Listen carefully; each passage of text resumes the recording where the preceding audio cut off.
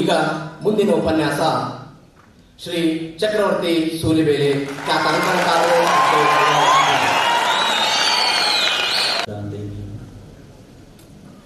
ರಾಮಕೃಷ್ಣಂ ಜಗದ್ಗುರುಂ ಪಾದಪದ್ಮೇ ತಯೋ ಶ್ರಿತ್ವಾ ಪ್ರಣಮಾಮಿ ಮುಹುರ್ಮುಹುಃ. ರತ್ನಾಕರ ಧೌತಪದಾಂ ಹಿಮಾಲಯ ಕಿರೀಟಿಂ ಬ್ರಹ್ಮರಾಜರ್ಷಿ ರತ್ನಾಢ್ಯ ವಂದೇ ಭಾರತ ಮಾತರಂ. ವೇದಿಕೆ ಮೇಲಿರುವ ಪರಮಪೂಜ್ಯ ಸ್ವಾಮೀಜಿಯವರಿಗೆ, ವೇದಿಕೆಯ ಮುಂಭಾಗದಲ್ಲಿ ಆಸೀನರಾಗಿರುವ ಸ್ವಾಮೀಜಿ ಮತ್ತು ಮಾತಾಜಿಯವರಿಗೆ ಅತ್ಯಂತ ಭಕ್ತಿಪೂರ್ವಕ ಪ್ರಣಾಮಗಳನ್ನು ಸಲ್ಲಿಸಿ, ಆದರಣೀಯ ಮಿತ್ರರು ಮತ್ತು ಬಹುಶಃ ಕನ್ನಡ ನಾಡಿನಲ್ಲಿ ಒಂದು ದೊಡ್ಡ ಫ್ಯಾನ್ ಫಾಲೋವಿಂಗನ್ನು ಅಧಿಕೃತವಾಗಿ ಹೊಂದಿರುವಂಥ ಅಣ್ಣಾಮಲೈಯವರಿಗೆ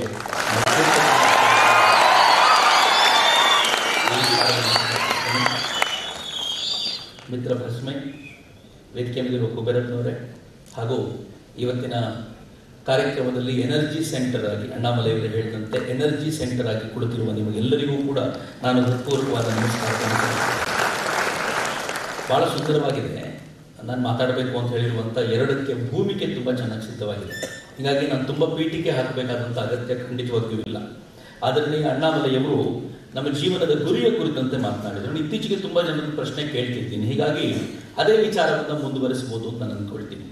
ನಾನು ತುಂಬ ಕಾಲೇಜುಗಳಿಗೆ ಹೋದಾಗ ಕಾಲೇಜಿನ ವಿದ್ಯಾರ್ಥಿಗಳನ್ನು ಕೂರಿಸ್ಕೊಂಡು ನಿಮ್ಮ ಜೀವನದ ಗುರಿ ಏನು ಅಂತ ಕೇಳಿದರೆ 99.99999% ಯಾರೋ ಒಬ್ಬ ಅಪರೂಪಕ್ಕೆ ಆಚೆ ಈಚೆ ಬಂದರೆ ಬಚಾಗುತ್ತೆ. ಅವ್ರು ಹೇಗೆ ಹೇಳ್ತಾರೆ ಅಂತಂದರೆ, ನಾನು ಆಸ್ ಇ ಸೆಟ್ IAS ಆಗಬೇಕು, KS ಆಗಬೇಕು, ಗೌರ್ಮೆಂಟ್ ನೌಕರಿ ಸಿಗಬೇಕು, ನಾನು ಕಂಪನಿಯಲ್ಲಿ ಇದನ್ನು ಮಾಡಬೇಕು, ನನಗಿಂಥ ಕಂಪನಿಯಲ್ಲಿ ಜಾಬ್ ಮಾಡಬೇಕು, ಫೈನಲಿ ಡಾಕ್ಟರ್ ಆಗಬೇಕು, ಇಂಜಿನಿಯರ್ ಆಗಬೇಕು, ಸೆಟ್ ಆಫ್ ಐಡಿಯಾಸ್. ಸರಿಯಾಗಿ ಕೇಳಿಸ್ಕೊಳ್ಳಿ, ನಿಮ್ಮನ್ನು ಕೇಳ್ತಾ ಇರೋದು ನಿಮ್ಮ ಜೀವನದ ಗುರಿ ಏನು ಅಂತ. ಎಜುಕೇಷನ್ನ ಗುರಿ ಏನು ಅಂತಲ್ಲ. ಎಜುಕೇಷನ್ನ ಗುರಿ ಡೆಫಿನೆಟ್ಲಿ ಇಂಜಿನಿಯರ್ ಆಗುತ್ತೆ. ಎಜುಕೇಷನ್ನ ಗುರಿ ಅಟ್ಲೀಸ್ಟ್ ನಾವು ಈ ದೇಶದಲ್ಲಿ ಈಗ ಕೊಡ್ತಾ ಇರುವ ಈ ಸ್ಕೂಲಿಂಗ್ನ ಗುರಿ ಅಂತೂ 100% ಇಂಜಿನಿಯರ್ ಆಗೋದು, ಡಾಕ್ಟರ್ ಆಗೋದು, IAS ಆಗೋದು, IPS ಆಗೋದು, ಇವೆಲ್ಲವೂ ಕೂಡ ಈ ಸ್ಕೂಲಿಂಗ್ನ ಗುರಿ ಮಾತ್ರ, ಜೀವನದ ಗುರಿ ಅಲ್ಲ. ಜೀವನದ ಗುರಿ ಅಂದ್ರೆ ಏನ್ ಗೊತ್ತಾ? ಯಾವುದನ್ನ ಪಡ್ಕೊಂಡ ನಂತರ, ಮಜವಾಗಿದೆ ಇದು, ಯಾವುದನ್ನ ಪಡ್ಕೊಂಡ ನಂತರ ಇನ್ನು ಬದುಕಬೇಕಾದ ಅಗತ್ಯ ಇಲ್ವೋ ಅದು ಜೀವನದ ಗುರಿ. ಈಗ ಹೇಳಿ ನಮಗೆ ಚಪ್ಪಾಳೆ ಹೊಡೆದ್ರಲ್ಲ, ಜೀವನದ ಗುರಿ ಯಾವುದು ಅಂತ ಕೇಳಿದಾಗ ಇಂಜಿನಿಯರ್ ಆಗಬೇಕು ಅಂತ ಹೇಳಿದವರೆಲ್ಲ ಇಂಜಿನಿಯರ್ ಆದ ನಂತರ ನಾನು ಸತ್ತೋಗ್ತೀನಿ ಅಂತ ಹೇಳಿದ್ರೆ ಒಪ್ಕೊಳ್ಬೋದಾ? ನಾನು ಡಾಕ್ಟರ್ ಆಗಿದ ತಕ್ಷಣ ಸತ್ತೋಗ್ತೀನಿ ಅಂತ ಕೇಳಿದ್ರೆ ಒಪ್ಕೊಳ್ಬೋದಾ? ನಾನು IAS ಆದ ಮರುಕ್ಷಣವೇ ನಾನು ಪಾಸ್ ಆಯ್ತು ಅಂತ ಹೇಳಿದ್ರೆ ಅವತ್ತೇ ಸತ್ತೋಗ್ಬಿಡ್ತೀನಿ ಯಾರಾದ್ರೂ ಹೇಳ್ತಾರೆ? ಅಂದ್ರೆ ಅದು ಜೀವನದ ಗುರಿ ಅಲ್ಲ ಅಂತಾಯ್ತು. ಅದು ಆ ಜೀವನದ ಗುರಿ ಏನಿದೆಯೋ ಅದನ್ನ ಸಾಧಿಸಲಿಕ್ಕೆ ಬೇಕಾಗಿರುವಂತದ್ದು ಅಂತ ನಾನು ತುಂಬಾ ಹುಡುಕಾಡ್ತೀನಿ. ಹುಡುಕಾಟ, ಸೀಕಿಂಗ್ ಅಂತ ಕರೆಯೋದಾದ್ರೆ, ಆ ಹುಡುಕಾಟ ನಡೆಯೋದೇ ನಿಜವೇ ಆದ್ರೆ ನಮ್ಮೆಲ್ಲರ ಹುಡುಕಾಟ ಎಲ್ಲಿದೆ ಗೊತ್ತೇನು? ಯಾವುದರಲ್ಲಿ ಸುಖವಿದೆಯೋ ಅದನ್ನ ಮಾಡೋದು. ಕಾಲೇಜ್ನ ಹುಡುಗ ಹುಡುಗಿರು ಇದ್ದೀರಿ, ಒಬ್ಬ ಹುಡುಗ ಒಂದು ಹುಡುಗಿನ ಪ್ರೀತಿಸ್ತಾನೆ ಅಂದ್ರೆ ಯಾಕೆ ಪ್ರೀತಿಸ್ತಾನೆ ಗೊತ್ತಾ? ಬಹಳ ಸುಖ ಅನಿಸುತ್ತೆ. ಅವನು ಕೂತಾಗ ಮೊಬೈಲ್ ಅಲ್ಲಿ ನೋಡ್ತಾ ಇರೋದು, ಫೀಲ್ಸ್ ಏನೋ ಒಂಥರ ಆನಂದ ಇದೆ, ನನಗೆ ಏನೋ ಒಂಥರ ಖುಷಿ ಇದೆ ಅಂತ. ಸುಖ ಇಲ್ಲದೆ ಹೋಗಿದ್ರೆ ಯಾರು ಹೋಗ್ತಿರ್ಲಿಲ್ಲ ಅಂತ. ಯಾಕೆ IAS ಆಗ್ಬೇಕು ಅನ್ಕೊಳ್ತಾರೆ ಗೊತ್ತಾ? IAS ಆಗುವಾಗ ಅವ್ರಿಗೊಂದು ಒಳ್ಳೆ ಕಾರ್ ಸಿಗುತ್ತೆ, ಕಾರ್ ಖುಷಿಯಾಗಿರ್ತಾರೆ, ಅವ್ರ ಫ್ಯಾಮಿಲಿ ಲೈಫ್ ಬಹಳ ಸೆಟ್ಲ್ ಆಗ್ಬಿಡುತ್ತೆ. ಟಿವಿಯಲ್ಲಿ ಯಾವ ತರದ ಲೈಫ್ ನೋಡ್ತೀವೋ ಅದು ಒಬ್ಬ ಆಫೀಸರ್ಗೆ ಲೈಫ್ ಸಿಗುತ್ತೆ ಅಂತ ಅನ್ಸಿದ ತಕ್ಷಣ ಯಾವ ರೆಸ್ಪೆಕ್ಟ್ ಎಲ್ಲ ಕಡೆ ಅರ್ನ್ ಮಾಡ್ತಾರಲ್ಲ ಅವರು, ಅದು ನನಗೂ ಸಿಗುತ್ತೆ ಅಂದ್ರೆ ಸುಖ ಅಲ್ಲಿದೆ ಅಂತ ಭಾವಿಸ್ತಾರೆ. ಸುಖದ ಹುಡುಕಾಟದಲ್ಲಿ IAS ಆಫೀಸರ್ ಆಗ್ತಾರೆ ಸಹಜವಾಗಿ ಎಲ್ಲರೂ. ನಾನು ಕೂಡ ಸುಖದ ಹುಡುಕಾಟದಲ್ಲಿ ಇಂಜಿನಿಯರಿಂಗ್ ಮಾಡಿದ್ದು. ಸುಖದ ಹುಡುಕಾಟದಲ್ಲಿ ಇಂಜಿನಿಯರಿಂಗ್ ಮಾಡಿ 4 ದಿನಕ್ಕೆ ಆ ಜಾಬಲ್ಲಿ ಸುಖ ಇಲ್ಲ ಅಂತ ಗೊತ್ತಾಯ್ತು ಅಂತ ಐ ರಿಸೈನ್. ನಮಗೆ ಸುಖ ಎಲ್ಲಿದೆ ಅಂತ ಮತ್ತೆ ಹುಡುಕಬೇಕಲ್ಲ. ಯಾವ ಹುಡುಕಾಟ ನಿರಂತರವಾಗಿ ನಡೀತಿರುತ್ತಲ್ಲ, ಡೆಫಿನೆಟ್ಲಿ ಅದು ಸುಖಕ್ಕೋಸ್ಕರವೇ. Believe me, Hindu, Muslim, Christian ಎಲ್ಲ ಮತಗಳು ಪಂಥಗಳು ಎಲ್ಲ ಮಾತಾಡ್ತೀವಲ್ಲ, ಇವತ್ತಿಗೂ ಯಾರಾದ್ರೂ ಬಂದು ಈ ವೇದಿಕೆ ಮೇಲೆ ನಿಂತು ಎಟರ್ನಲ್ ಸುಖ ಕೊಡುವಂತ ಐಡಿಯಾ ನನ್ನ ಹತ್ರ ಇದೆ ಅಂತಾದ್ರೆ ಯಾರಾದ್ರೂ ಬಂದು ಇಲ್ಲಿ ಹೇಳಿದ್ರೆ ಇದ್ದವರೆಲ್ಲ ಅವರ ಧರ್ಮ ಮತ ಬಿಟ್ಟು ಬಂದ್ಬಿಡ್ತಾರೆ, ಕೊಡಪ್ಪ ಅದಕ್ಕೋಸ್ಕರ ಹುಡುಕಾಡ್ತಿದ್ವಿ ನಾವು ಅಂತ. Absolutely truth. ನಾವೆಲ್ಲರೂ ಆ ಸುಖಕ್ಕೋಸ್ಕರ ಹುಡುಕಾಟ ನಡೆಸ್ತಾ ಇರೋದು ಅಂತ. ಆದರೆ ದುರದೃಷ್ಟಕರ ಸಂಗತಿ ಏನು ಅಂತಂದ್ರೆ, ನಿಜವಾದ ಸುಖ ಯಾವುದು ಅಂತ ಕೊನೆವರೆಗೂ ಗೊತ್ತಾಗಲ್ಲ. ಯಾವುದನ್ನ ಸುಖ ಅನ್ಕೊಂಡಿರ್ತೀವೋ, ಅಕಸ್ಮಾತ್ ಅಣ್ಣಾಮಲೈಯವ್ರ ಬಗ್ಗೆ ನೀವು ಯೋಚನೆ ಮಾಡೋದಾದ್ರೆ, IAS ಆಫೀಸರ್ ಆದ್ರೆ ಸುಖ ಅಂತ ನೀವೆಲ್ಲ ಅನ್ಕೊಳ್ತಿರಲ್ಲ, ಅದೇ ಕುರ್ಚಿ ಮೇಲೆ ಕೂತ್ಕೊಂಡು ಛೇ ಈ ಸುಖ ಅಲ್ಲ ನನಗೆ ಬೇಕಾಗಿರೋದು, ನನಗೆ ಬೇರೆನೋ ಮಾಡಬೇಕಾದ ಅಗತ್ಯ ಇದೆ ಅಂತ ರಿಸೈನ್ ಮಾಡಬೇಕಾದ್ರೆ ಆ ಮನುಷ್ಯನಿಗೆ ಅರ್ಥ ಆಗಿದೆ ಸುಖ ಬೇರೆನೋ.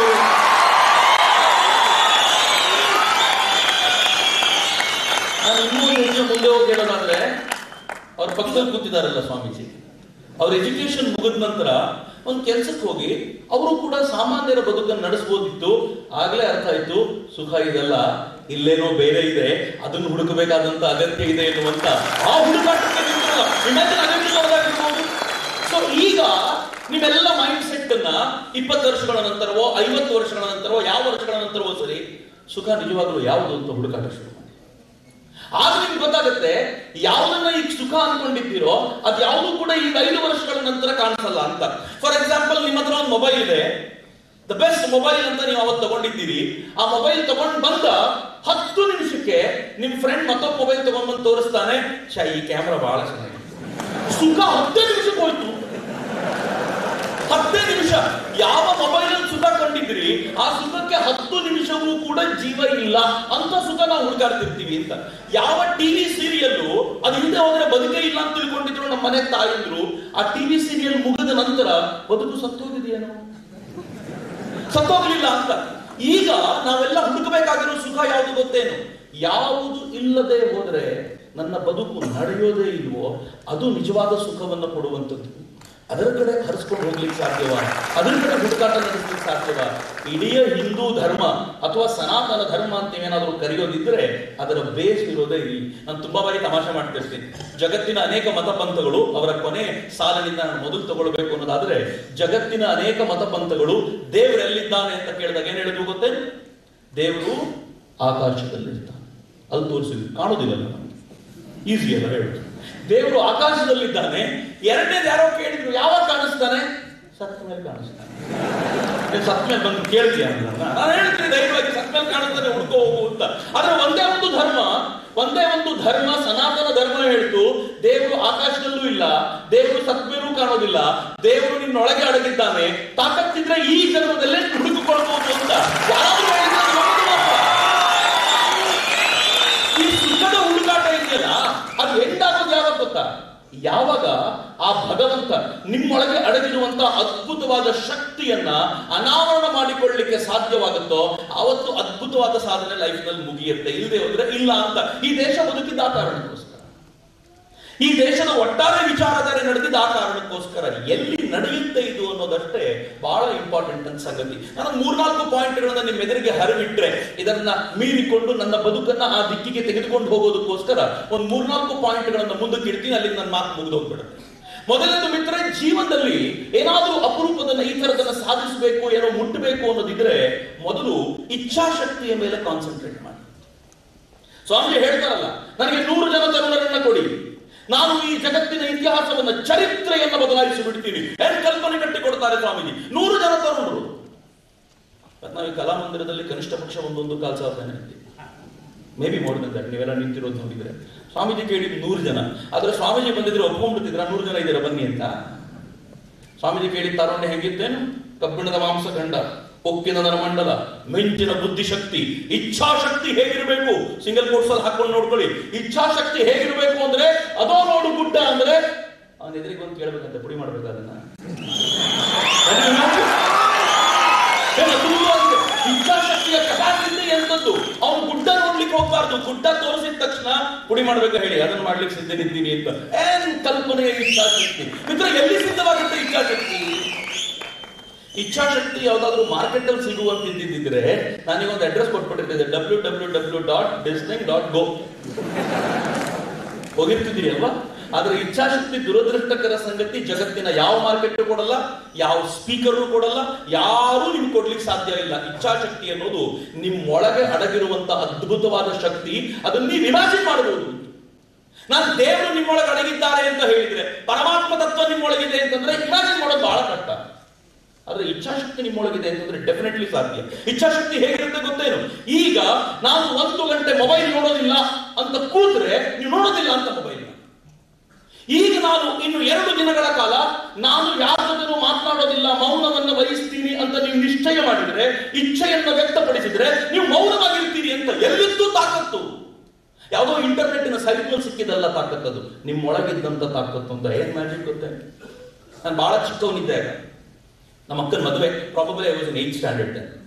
ನಮ್ಮ ಅಕ್ಕನ ಮದುವೆಗಿಂತ 8 ದಿನದ ಮುಂಚೆ ಅಥವಾ 11 ದಿನದ ಮುಂಚೆ ನಮ್ಮ ಮನೇಲಿ ಒಂದು ನಾಂದಿ ಅಂತ ತೆಗೆದಿಟ್ರು.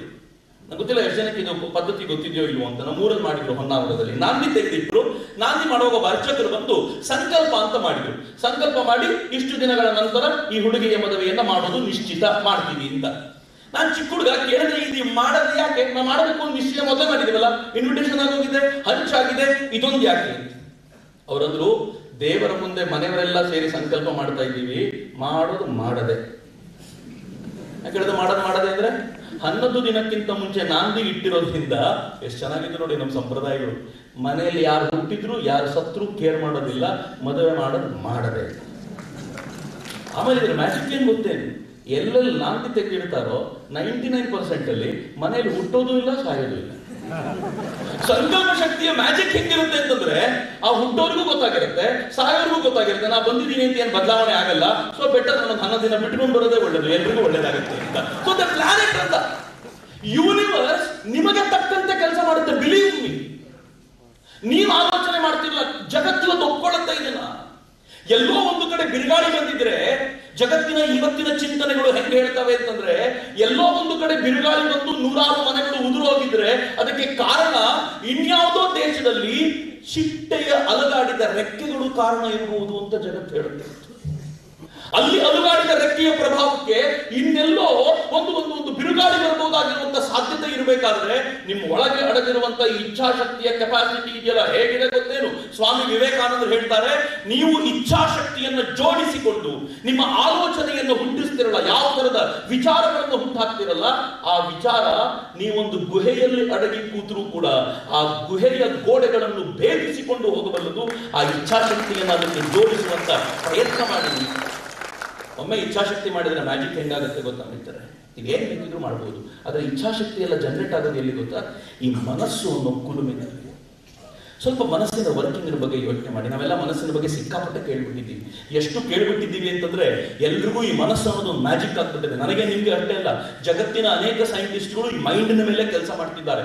ಕಾನ್ಶಿಯಸ್ ನ ಮೇಲೆ ಕೆಲಸ ಮಾಡ್ತಿರುವಷ್ಟು ಸೈಂಟಿಸ್ಟ್ಗಳು ಇವತ್ತು ಎಷ್ಟು ಜನ ಕೆಲಸ ಮಾಡ್ತಿದ್ದಾರೆ ಅಂತಂದ್ರೆ, ಪ್ರತಿ ದಿನಕ್ಕೆ ಒಂದು ಹೊಸ ಐಡಿಯಾ ತಗೊಂಡು ಬರ್ತಾರೆ. ಕಾನ್ಶಿಯಸ್ ಪ್ರಜ್ಞೆಯ ಮೇಲೆ, ಅದು ಮನಸ್ಸಿನ ಆಧಾರದ ಮೇಲೆ ನಿರ್ಮಿತವಾಗಿರುವಂತದ್ದು. ಈ ಮನಸ್ಸಿನ ಆಧಾರದ ಮೇಲೆ ನಿರ್ಮಿತವಾಗಿರುವಂತ ಈ ಚಿಂತನೆ ತಗೊಂಡುವಾಗ ಈ ಮನಸ್ಸು ಹೇಗೆ ಕೆಲಸ ಮಾಡುತ್ತೆ ಅಂತ ಯೋಚನೆ ಮಾಡಬೇಕು. ಹೊಟ್ಟೆಗೊಂದು ಆಹಾರ ಇರುತ್ತಲ್ಲ, ಹಾಗೆ ಮನಸ್ಸಿಗೂ ಒಂದು ಆಹಾರ ಅಂತಿದೆ. ಹೊಟ್ಟೆಗೆ ಆಹಾರ ಅಂತಂದಾಗ ಅನ್ನ ತಿಂತೀವಿ, ರೊಟ್ಟಿ ತಿಂತೀವಿ, ಕೆಲವು ಕಡೆ ಮುದ್ದೆ ತಿಂತಾರೆ, ಮುದ್ದೆ ತಿಂದು ಹೊಟ್ಟೆ ಚೆನ್ನಾಗಿ ಬೆಳೆಸ್ಕೊಳ್ತಾರೆ. ಮನಸ್ಸಿಗೂ ಆಹಾರ ಅಂತಿದೆ. ಎಲ್ಲಿಂದ ಬರುತ್ತೆ ಗೊತ್ತೇನು? 5 ಇಂದ್ರಿಯಗಳ ಮೂಲಕ ಈ ಆಹಾರ ಹೋಗುತ್ತೆ. ಕಣ್ಣು, ಕಿವಿ, ಮೂಗು, ನಾಲಿಗೆ, ಚರ್ಮ. ಈ 5 ಇಂದ್ರಿಯಗಳು ಮನಸ್ಸಿಗೆ ಚೆನ್ನಾಗಿ ಫೀಡ್ ಮಾಡ್ತವೆ. ನೀವು ಏನನ್ನ ಮನಸ್ಸಿಗೆ ಫೀಡ್ ಮಾಡ್ತೀರೋ ಮನಸ್ಸು ಅದಕ್ಕೆ ತಕ್ಕಂತೆ ಆಲೋಚನೆ ಮಾಡುತ್ತೆ. ನೀವು ಫೀಡ್ ಮಾಡದೇ ಇರೋದನ್ನ ಈ ಮನಸ್ಸು ಯಾವತ್ತೂ ಯೋಚನೆ ಮಾಡ್ಲಿಕ್ಕೆ ಸಾಧ್ಯವೇ ಇಲ್ಲ. ಇವತ್ತೇನಾದ್ರೂ ನೀವು ಆತ್ಮದ ಕುರಿತಂತೆ ಚಿಂತನೆಯನ್ನು ಫೀಡ್ ಮಾಡ್ಲಿಕ್ಕೆ ಶುರು ಮಾಡಿದರೆ ಮನಸ್ಸು ಆತ್ಮದ ಬಗ್ಗೆ ಯೋಚನೆ ಮಾಡಬಲ್ಲದು. ನಿಮ್ಮ ಜೀವಿತಾವಧಿಯ ಕೊನೆಯವರೆಗೂ ಆತ್ಮದ ಬಗ್ಗೆ ಚಿಂತನೆಯನ್ನೇ ಫೀಡ್ ಮಾಡಲಿಲ್ಲ ಅಂತಂದ್ರೆ ಮನಸ್ಸು ಯೋಚನೆ ಮಾಡೋದು. ಆಹಾರವನ್ನ ಇಂದ್ರಿಯಗಳ ಮೂಲಕ ಕೊಡ್ತೀರಿ. ಮನಸ್ಸನ್ನ ಕಂಟ್ರೋಲ್ ಮಾಡಬೇಕು, ಇಚ್ಛಾಶಕ್ತಿಯನ್ನು ತಂದುಕೋಬೇಕು ಅಂತಂದು ಇಂದ್ರಿಯಗಳನ್ನ ಮನಸ್ಸು ಇಚ್ಛೆ ಬಿಟ್ಬಿಟ್ರೆ, ಅದು ಬೇಕಾದ ಕಡೆ ಓಡ್ಲಿ ಅಂತ ಬಿಟ್ರೆ ದೇವರಾಣೆಗೂ ಮನಸ್ಸು ಕಂಟ್ರೋಲ್ಗೆ ಬರಲ್ಲ. ಡಿ.ವಿ.ಜಿ ಒಂದು ಒಳ್ಳೆ ಮಾತನ್ನು ಹೇಳ್ತಾರೆ. ಡಿ.ವಿ.ಜಿ ಹೇಳ್ತಾರೆ, ದಾಸರೋ ನಾವೆಲ್ಲ ಶುನಕನಂದದಿ ಜಗದ ವಾಸನೆಗಳೆಳೆತಕ್ಕೆ ಸಿಕ್ಕು ದಿಕ್ಕು ದಿಕ್ಕಿನಲ್ಲಿ. ದಾಸರೋ ನಾವೆಲ್ಲ ಶುನಕನಂದ, ಶುನಕ ಅಂದ್ರೆ ನಾಯಿ ಅಂತ. ನಾವೆಲ್ಲ ನಾಯಿಗಳ ತರ ಈ ದಾಸರಾಗಿದ್ದೀವಿ. ವಾಸನೆಗಳ ಎಳೆತಕ್ಕೆ ಹೊರಗಡೆ ಏನೇನು ಕಾಣುತ್ತೋ ಆ ಕಡೆ ಓಡ್ತಾನೆ ಇದ್ದೀವಿ. ಈ ನಾಯಿಗಳು ಹೆಂಗಿವೆ ಅಂತಂದ್ರೆ, ಈ 5 ಇಂದ್ರಿಯಗಳು ಹೊರಗೆ ಹೋಗ್ತಿವೆ, ಅದರ ಕೊಂಡಿ ಒಳಗೆ ತಗಲಾಕೊಂಡಿದೆ. ಅದು ಯಾವಾಗ ಹೊರಗೆ ಹೋಗುತ್ತೋ ನಮ್ಮನ್ನು ಎಳ್ಕೊಂಡು ಹೋಗ್ತಿರುತ್ತೆ. ಮೋಕ್ಷ ಬೇಕು ಅಂದ್ರೆ ವಾಸನೆಗಳನ್ನ ಕಟ್ ಮಾಡ್ಕೊಳ್ಳಿ, ಮೋಕ್ಷ 100% ನಿಮ್ದಾಗುತ್ತೆ ಅಂತ ಹೇಳ್ತಾರಲ್ಲ ಡಿ.ವಿ.ಜಿ. ಏನ್ ಸುಂದರವಾದ ಮಾತು ಗೊತ್ತೇನು? ವಾಸನೆಗಳನ್ನ ಕಂಟ್ರೋಲ್ ಮಾಡೋ ತಾಕತ್ತಿದೆಯಾ?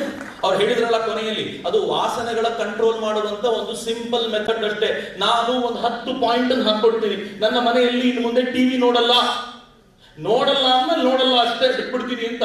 ನಾನು ಇನ್ ಮುಂದೆ ಮೊಬೈಲ್ ನ ನೋಡಲ್ಲ, ಬಿಟ್ಬಿಡ್ತೀನಿ ಅಂದ್ರೆ ಬಿಡ್ತೀನಿ ಅಷ್ಟೇ. ಮನಸ್ಸಿಗೆ ಟ್ರೈನಿಂಗ್ ಹೆಂಗ್ ಆಗ್ಬೇಕು ಅಂತಂದ್ರೆ, ನಾನು ಹೇಳಿದ ಮಾತು ಕೇಳಲ್ಲಪ್ಪ ಇವನು, ಇನ್ ಮುಂದೆ ಬಾಯಿ ಮುಚ್ಕೊಂಡು ಇವ್ನು ಹೇಳಿದ ಮಾತನ್ನಷ್ಟೇ ನಾನು ಕೇಳಬೇಕು ಅಂತ ಯಾವತ್ತು ಮನಸ್ಸು ನಿಮ್ಮ ಅಡಿಯಾಳಾಗಿ ಇದ್ದಿರುತ್ತಲ್ಲ, ಬಿಲೀವ್ ಮಿ, ನೀವು ನಿಮ್ಮ ಕೆಲಸದ ಮೊದಲನೇ ಹೆಜ್ಜೆ ಪಾರ್ ಮಾಡಿ.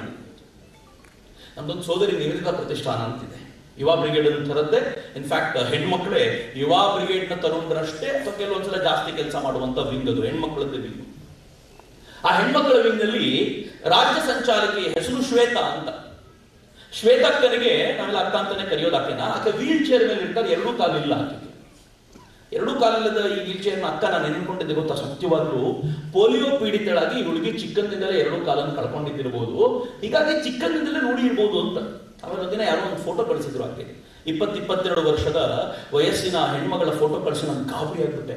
ಏನ್ ಸೌಂದರ್ಯವತಿ ಹುಡುಗಿ, ಈ ತರ ಕಾಲು ಕಳ್ಕೊಂಡಿದ್ದು ಯಾಕೆ ಮೇಲೆ ಗೊತ್ತಾಯ್ತು, ಎರಡೂ ಕಾಲುಗಳನ್ನ ಆಕೆ ಕಳ್ಕೊಂಡಿದ್ದು ಕಾರ್ ಆಕ್ಸಿಡೆಂಟ್ ನಲ್ಲಿ. ಜೀವನದ ಔನ್ನತ್ಯ, ಜೀವನದ ಎಲ್ಲ ಸುಖವನ್ನು ಅನುಭವಿಸುವ ಹೊತ್ತಿನಲ್ಲಿ ತಾನು ಕಾಲುಗಳನ್ನು ಕಳ್ಕೊಂಡು ವೀಲ್ ಚೇರಿಗೆ ಸೀಮಿತವಾಗುವ ಪ್ರಸಂಗ ಬಂದಾಗ ಹೇಗಿರಬಹುದು ಮನಸ್ಸು? Can you imagine?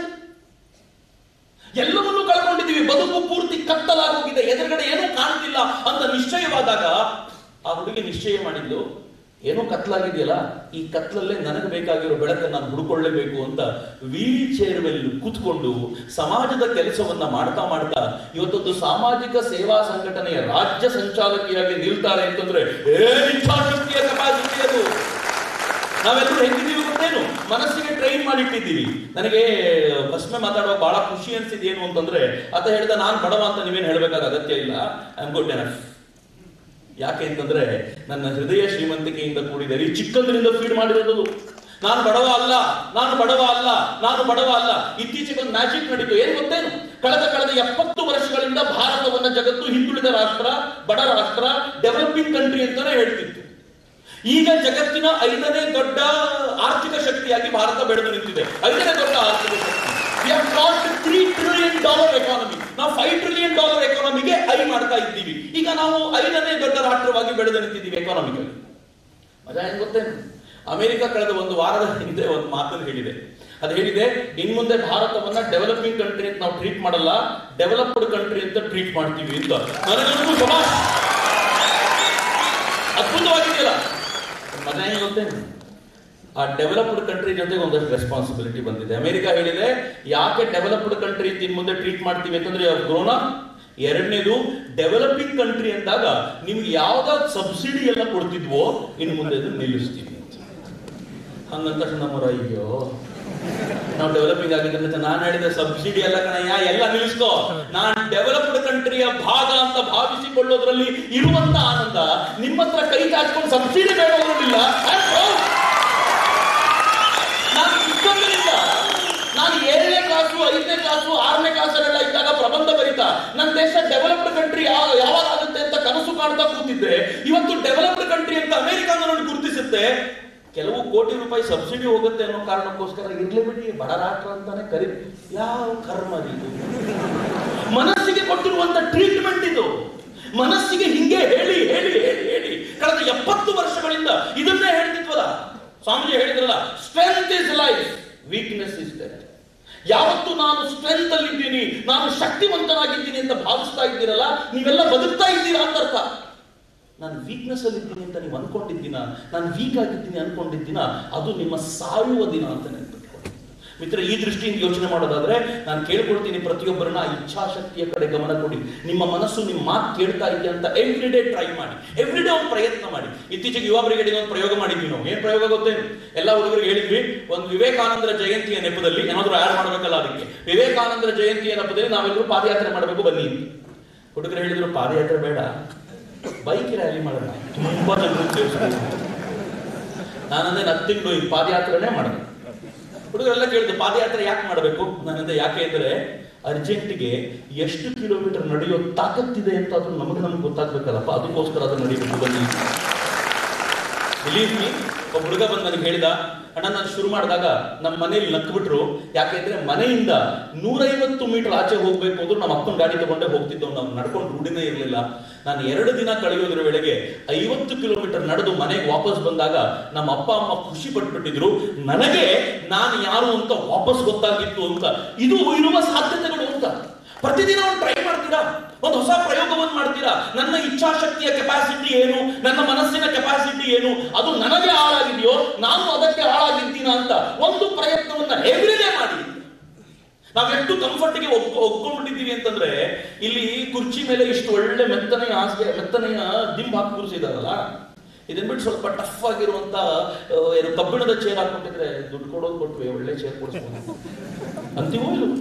ಕಂಫರ್ಟ್ ಎಷ್ಟು ಒಕ್ಕಿಕೊಂಡಿದ್ದೀವಿ ಅಂದ್ರೆ ಇದ್ರ ಆಚೆ ಬರ್ಲಿಕ್ಕೆ ಸಾಧ್ಯ ಇಲ್ಲ ಮಿತ್ರರೆ. ಕಂಫರ್ಟ್ ಇಂದ ಆಚೆ ಬರೋದೇ ಸಾಧನೆಯ ಮೊದಲ ಮೆಟ್ಟಿಲು, ಇಲ್ಲದೆ ಹೋದ್ರೆ ಆಗಲ್ಲ. ಹೀಗಾಗಿ ಪ್ರಾಚೀನ ಭಾರತದಲ್ಲಿ ಹೆಂಗಿತ್ತು ಗೊತ್ತೇನು, ಅವನಿಗೆ ಉಪನಯನ ಮಾಡಿ ಆಶ್ರಮಕ್ಕೆ ಅಂತ ಕಳಿಸ್ತಿದ್ರು. 14 ವರ್ಷ 12 ವರ್ಷ ನೀನು ಅಲ್ಲಿಗೆ ಹೋಗಿ ಅಧ್ಯಯನ ಮಾಡಬೇಕು. ಅಲ್ಲಿ ಹೇಗಿರ್ತಿತ್ತು ಅಂತಂದ್ರೆ, ಕಂಫರ್ಟ್ ಅನ್ನೋದು ದೂರದ ಮಾತು, ಅವನಿಗೆ ಸಿಗ್ತಾನೆ ಇರಲಿಲ್ಲ. ಅಲ್ಲಿಂದ ವಾಪಸ್ ಬಂದ್ಮೇಲೆ ಅವನು ಮನೆಗೆ ಬರ್ಲಿಕ್ಕೆ ಸಾಧ್ಯವಾಗ್ತಿತ್ತು. ಈ ತರದ ವ್ಯವಸ್ಥೆಯಲ್ಲಿ ಭಾರತದಲ್ಲಿ ತರುಣರನ್ನ ರೂಪಿಸ್ತಾ ಇದ್ದಿದ್ದು. ಇವತ್ತು ನಾವು ಅದನ್ನು ಕಳ್ಕೊಂಡು ಬಿಟ್ಟಿದ್ದೀವಿ. ಅಕಸ್ಮಾತ್ ನಮ್ಮ ಮನೆಯಲ್ಲಿ ಅದನ್ನು ಕೊಡ್ಲಿಲ್ಲ ಅಂತಂದ್ರೆ ಕೊನೆ ಪಕ್ಷ ನಮಗೆ ನಾವೇ ಚೌಕಟ್ಟು ಹಾಕೊಳ್ಳೋಣ. ಸುಭಾಷ್ ಬಾಬು ಲೈಫ್ ಅನ್ನು ಓದ್ಬೇಕಾದ್ರೆ, ಸುಭಾಷ್ ಚಂದ್ರ ಬೋಸ್ ಲೈಫ್ ಅನ್ನು ಓದ್ಬೇಕಾದ್ರೆ ನನಗೆ ರೋಮಾಂಚನ ಆಗ್ತದೆ. ನಾನು ಕಾಲೇಜಲ್ಲಿ ಸ್ಕೂಲಲ್ಲಿ ಇರುವಾಗ ಓದಿದ್ದನ್ನ. ಸುಭಾಷ್ ಚಂದ್ರ ಬೋಸರು ತಾವು ತಮ್ಮ ಮನೆಯಲ್ಲಿ ಯಾವತ್ತೂ ಹಾಸಿಗೆ ಮೇಲೆ ಮಲಗಿಲ್ವಂತೆ, ಒಂದು ಚಾಪೆ ಹಾಸ್ಕೊಂಡು ಮಲಗೋರಂತೆ. ಸಿರಿವಂತಿಕೆ ಅವತ್ತು. ಅವ್ರು ಮಲಗಿದ್ರೆ ಮಂಚದ ಮೇಲೆ ಹಾಸಿಗೆ ಹಾಸ್ಕೊಂಡು ಮಲಗಬಹುದಾಗಿರೋದು ಸಿರಿವಂತಿಕೆ. ಅವ್ರು ಕಂಡ್ರೆ ಎಲ್ರಿಗೂ ಪ್ರೀತಿ ಬೇರೆ ಇತ್ತು, ಕೇಳಿದ್ರು ಕೊಡಿಸಿರ್ತಿದ್ರು. ಚಾಪೆ ಹಾಸ್ಕೊಂಡು ಮಲಗ್ತಿದ್ರು. ಅದನ್ನೇನು ಅವ್ರಮ್ಮ ಕೇಳಿದ್ರು, ಯಾಕೆ ಚಾಪೆ ಹಾಸ್ಕೊಂಡು ಮಲಗ್ತೀಯಾ? ಸುಭಾಷ್ ಬಾಬು ಹೇಳಿದ್ರಂತೆ, ನಮ್ಮ ಋಷಿ ಮುನಿಗಳೆಲ್ಲ ಹೀಗೆ ಮಲಗ್ತಿದ್ದಲ್ವಾ, ನಾನು ಅವರ ಬದುಕನ್ನು ಅನುಸರಿಸಲಿಕ್ಕೆ ಪ್ರಯತ್ನ ಪಡ್ತಿದ್ದೀನಿ, ನನ್ನ ಬದುಕು ಹಂಗಾಗ್ಲಿ ಅನ್ನೋ ಪ್ರಯತ್ನ ಅಂತ. ಏನ್ ಚೆನ್ನಾಗಿದೆ. ತನಗೆ ತಾನೇ ಹಾಕಿಕೊಳ್ಳುವ ಚೌಕಟ್ಟಿದೆಯಲ್ಲ, ಇದು ನಿಮ್ಮ ಬದುಕನ್ನು ಬದಲಾಯಿಸಿದ್ರೆ ಒಂದು ಪ್ರಾಬ್ಲಮ್ ಇದೆ. ಈ ಮನಸ್ಸಿನ ಪ್ರಾಬ್ಲಮ್ ಹೆಂಗೆ ಅಂತಂದ್ರೆ, ಇವತ್ತಿದನ್ನು ಕೇಳಿದಾಗ ಒಂದು ಎನರ್ಜಿ ಬರ್ತದೆ, ಎಸ್ ಇದು ಮಾಡಬೇಕು ಅಂತ. ನಾಳೆ ಬೆಳಗ್ಗೆ ಸ್ವಲ್ಪ ಡೌನ್ ಆಗುತ್ತೆ, ನಾಡಿದ ಬೆಳಗ್ಗೆ ಇನ್ನು ಸ್ವಲ್ಪ ಡೌನ್ ಆಗುತ್ತೆ. ಆಚೆ ನಾಡಿದ ಅಕ್ಕಪಕ್ಕದವರೆಲ್ಲ ಸೇರಿ ಹೆಂಗ್ ಮಾಡಿರ್ತಾರೆ ಅಂತಂದ್ರೆ, ಇಲ್ಲಿಗೆ ಬರೋ ಮುಂಚೆ ಹೆಂಗಿದ್ವೋ ವಾಪಸ್ ಹಂಗೆ. ಆಮೇಲೆ ಜೀವನದಲ್ಲಿ ಯಾವತ್ತೋ ಒಂದಿನ ಅವತ್ತೊಂದು ಪ್ರೋಗ್ರಾಮ್ ಆಗಿತ್ತು, ಅಣ್ಣಾಮಲೈ ಸರ್ ಹೇಳಿದ ಮಾತನ್ನ ಅವತ್ತು ಕೇಳಿದಿದ್ರೆ ನಾನು ಇವತ್ತು ಹಿಂಗಿರ್ತಿದ್ಲು ಅಂತ ಅವತ್ತೊಂದು ಕೊಡೋದು. ಮಿತ್ರರೇ ನೆನ್ಪಿಟ್ಕೊಳ್ಳಿ, ಒಂದು ವಿಚಾರವನ್ನ ಪದೇ ಪದೇ ಚಿಂತನೆ ಮಾಡ್ತಾ ಅದರ ಸಾಧನೆಯಲ್ಲಿ ನಡೆಯೋದಿದೆಯಲ್ಲ, ಧ್ಯಾನ ಅಂದ್ರೆ ಕಣ್ಮುಚ್ಕೊಂಡೆ ಕೂತ್ಕೋಬೇಕು ಅಂತಿಲ್ಲ. ಒಂದೇ ವಿಚಾರವನ್ನ ಪದೇ ಮಾಡೋದು ಧ್ಯಾನವೇ. ಒಂದೇ ವಿಚಾರದಲ್ಲಿ ಮಗ್ನವಾಗುವುದು ತಪಸ್ಸೆ, ಬೇಯಬೇಕು ಅಂತ ಆ ವಿಚಾರದಲ್ಲಿ. ಇವತ್ತೇನ್ ವಿಚಾರ ಕೇಳಿರ್ತೀರಲ್ಲ, ಪದೇ ಆ ವಿಚಾರ ಮಾಡಿ ಅಂತ. ಯಾವಾಗ ಈ ವಿಚಾರ ಮಾಡ್ತಿರೋ, ಬೆಳಗ್ಗೆ 4 ಗಂಟೆಗೆ ಏಳಬೇಕು ಅಂತ ನಿಶ್ಚಯ ಮಾಡಿದ್ರೆ ಎವ್ರಿ ಡೇ 4 ಗಂಟೆಗೆ ಏಳಲೇಬೇಕು. ಅದರಲ್ಲಿ ಕಾಂಪ್ರಮೈಸೇ ಇಲ್ಲ ಅಂತ. ಯಾವಾಗ ಈ ತರದ ಅನ್ಕಾಂಪ್ರಮೈಸ್ ಬದುಕು ನಿರ್ಮಾಣ ಆಗುತ್ತಲ್ಲ, ಆಗ ನಮ್ಮ ಸಾಧನೆಗೆ ಬಹಳ ಕಷ್ಟ ಇಲ್ಲ. ನೀವೇನ್ ಮಾಡ್ಬೇಕು ಅನ್ಕೊಳ್ತೀರೋ ಅದು ನಿಮ್ ಪಕ್ಕದಲ್ಲಿ ಸಿಗ್ತಾ ಹೋಗುತ್ತೆ. ಉಳಿದಿದ್ದೆಲ್ಲವೂ ನಿಮ್ಮನ್ನ ಅರಸ್ಕೊಂಡು ಬರ್ಲಿಕ್ಕೆ ಶುರುವಾಗ್ಬಿಡುತ್ತೆ. ಇದು ಒಂದು. ಎರಡನೇದು, ಬರೀ ಇಚ್ಛಾಶಕ್ತಿ ಇದ್ರೆ ಸಾಕಾಗಲ್ಲ, ಕೆಲಸ ಮಾಡಬೇಕು. ನಮ್ಮಲ್ಲಿ ಬಹುತೇಕರು ಕೂತ್ಕೊಂಡು ಧ್ಯಾನ ಮಾಡ್ತಾ ಕೂತಿರ್ತೀವಿ ನಾವು, ಇದಾಗಬೇಕು ಆಗಲ್ಲ. ಕೆಲಸಕ್ಕೆ ಬೀದಿಗೆ ಇಳಿದಾಗ ಮಾತ್ರ ರೆಸ್ಪೆಕ್ಟ್ ಬರ್ಲಿಕ್ಕೆ ಸಾಧ್ಯ. ನನಗೆ ರಾಜೀವ್ ದೀಕ್ಷಿತರು ಒಂದ್ಸಲ ಹೇಳಿದ್ರು, ಸಿದ್ದೇಶ್ವರ ಸ್ವಾಮೀಜಿಗಳನ್ನ ಮಾತನಾಡ್ಸ್ಕೊಂಡು ಬಂದ ನಂತರ, ಸಮಾಜ ಹೆಂಗಿರುತ್ತೆ ನೋಡಿ, ನೀವು ಕೆಲಸ ಮಾಡಿದರೆ ಮಾತ್ರ ಗೌರವಿಸುವುದು ಸಮಾಜ, ಸುಮ್ಮನೆ ಅಲ್ಲ. ಹೇಗೆ ಅಂತಂದ್ರೆ, ಸಿದ್ದೇಶ್ವರ ಸ್ವಾಮೀಜಿಗಳನ್ನ ಕೇಳಿದ್ರಂತೆ, ಸ್ವಾಮೀಜಿ ನಿಮ್ ಪ್ರವಚನಕ್ಕೆ ಇಷ್ಟೆಲ್ಲ ಜನ ಬರ್ತಾರಲ್ಲ ಹೆಂಗೆ? ಸ್ವಾಮೀಜಿ ಏನ್ ಹೇಳಿದ್ರಂತೆ ಗೊತ್ತಾ?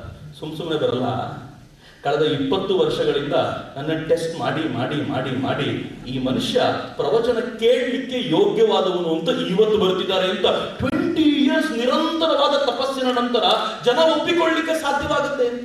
ಕೆಲಸನ ಮಾಡದೆ ಹೋದ್ರೆ ಹೇಗೆ?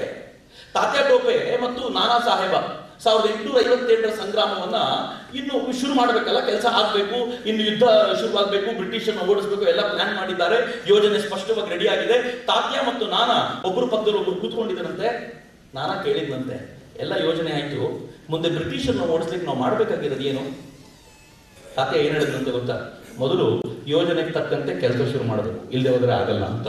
ಕೂತ್ಕೊಂಡಿದ್ರೆ ಆಗಲ್ಲ ಅಂತ ತಾತ್ಯಾ ನಾನಿಗೆ ಹೇಳಿದ್ದು.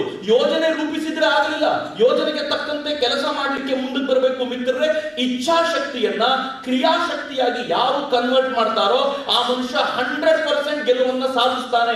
ಇಚ್ಛಾಶಕ್ತಿಯನ್ನ ಕ್ರಿಯಾಶಕ್ತಿಯನ್ನಾಗಿ ಕನ್ವರ್ಟ್ ಮಾಡದೆ ಹೋದ್ರೆ ಏನು ಉಪಯೋಗ ಇಲ್ಲ, ಸುರಿದು ಹೋಗ್ತಾ ಇರುತ್ತೆ. ಜೋಗ್ ಫಾಲ್ಸ್ ನೋಡಿದ್ದೀರಿ? ಮನೆ ಪಕ್ಷ ಟಿವಿನಲ್ಲಿ ಸುರಿತಾನೆ ಇರುತ್ತೆ. ಸುರಿಯುತ್ತೆ ಗೊತ್ತಾ ನೀರು? ಈ ದೇಶದ ಯುವಕರ ಎನರ್ಜಿ ತರ. ಏನು ಸುರಿಯುತ್ತೆ ಎನರ್ಜಿ. ಇಲ್ಲಿ ಕೂತ್ ನೀವು ಒಬ್ಬೊಬ್ರು ಚಪ್ಪಾಳೆ ತರ್ತಿರಲ್ಲ. ಅಮೆರಿಕಾದವರು, ಯುರೋಪ್ನವರು ಇಷ್ಟು ಜನ ಒಂದ್ಸಲ ಚಪ್ಪಾಳೆ ತಪ್ಪೋದು ನೋಡಿದ್ರೆ ಹಾರ್ಟ್ ಅಟ್ಯಾಕ್ ಹಾಕೊಂಡ್ಬಿಡ್ತಾರೆ. ಇಷ್ಟೊಂದು ಜನ ಇದ್ದಾರೆ ಇಂಡಿಯಾದಲ್ಲಿ. ನಾನು ಸೌತ್ ಆಫ್ರಿಕಾಗೆ ಹೋಗಿದ್ದಾಗ ನಮ್ಮ ಸ್ವಾಮಿ, ಬೆಂಗಳೂರಿನ ಸ್ವಾಮೀಜಿ ಒಬ್ಬರಲ್ಲಿದ್ರು.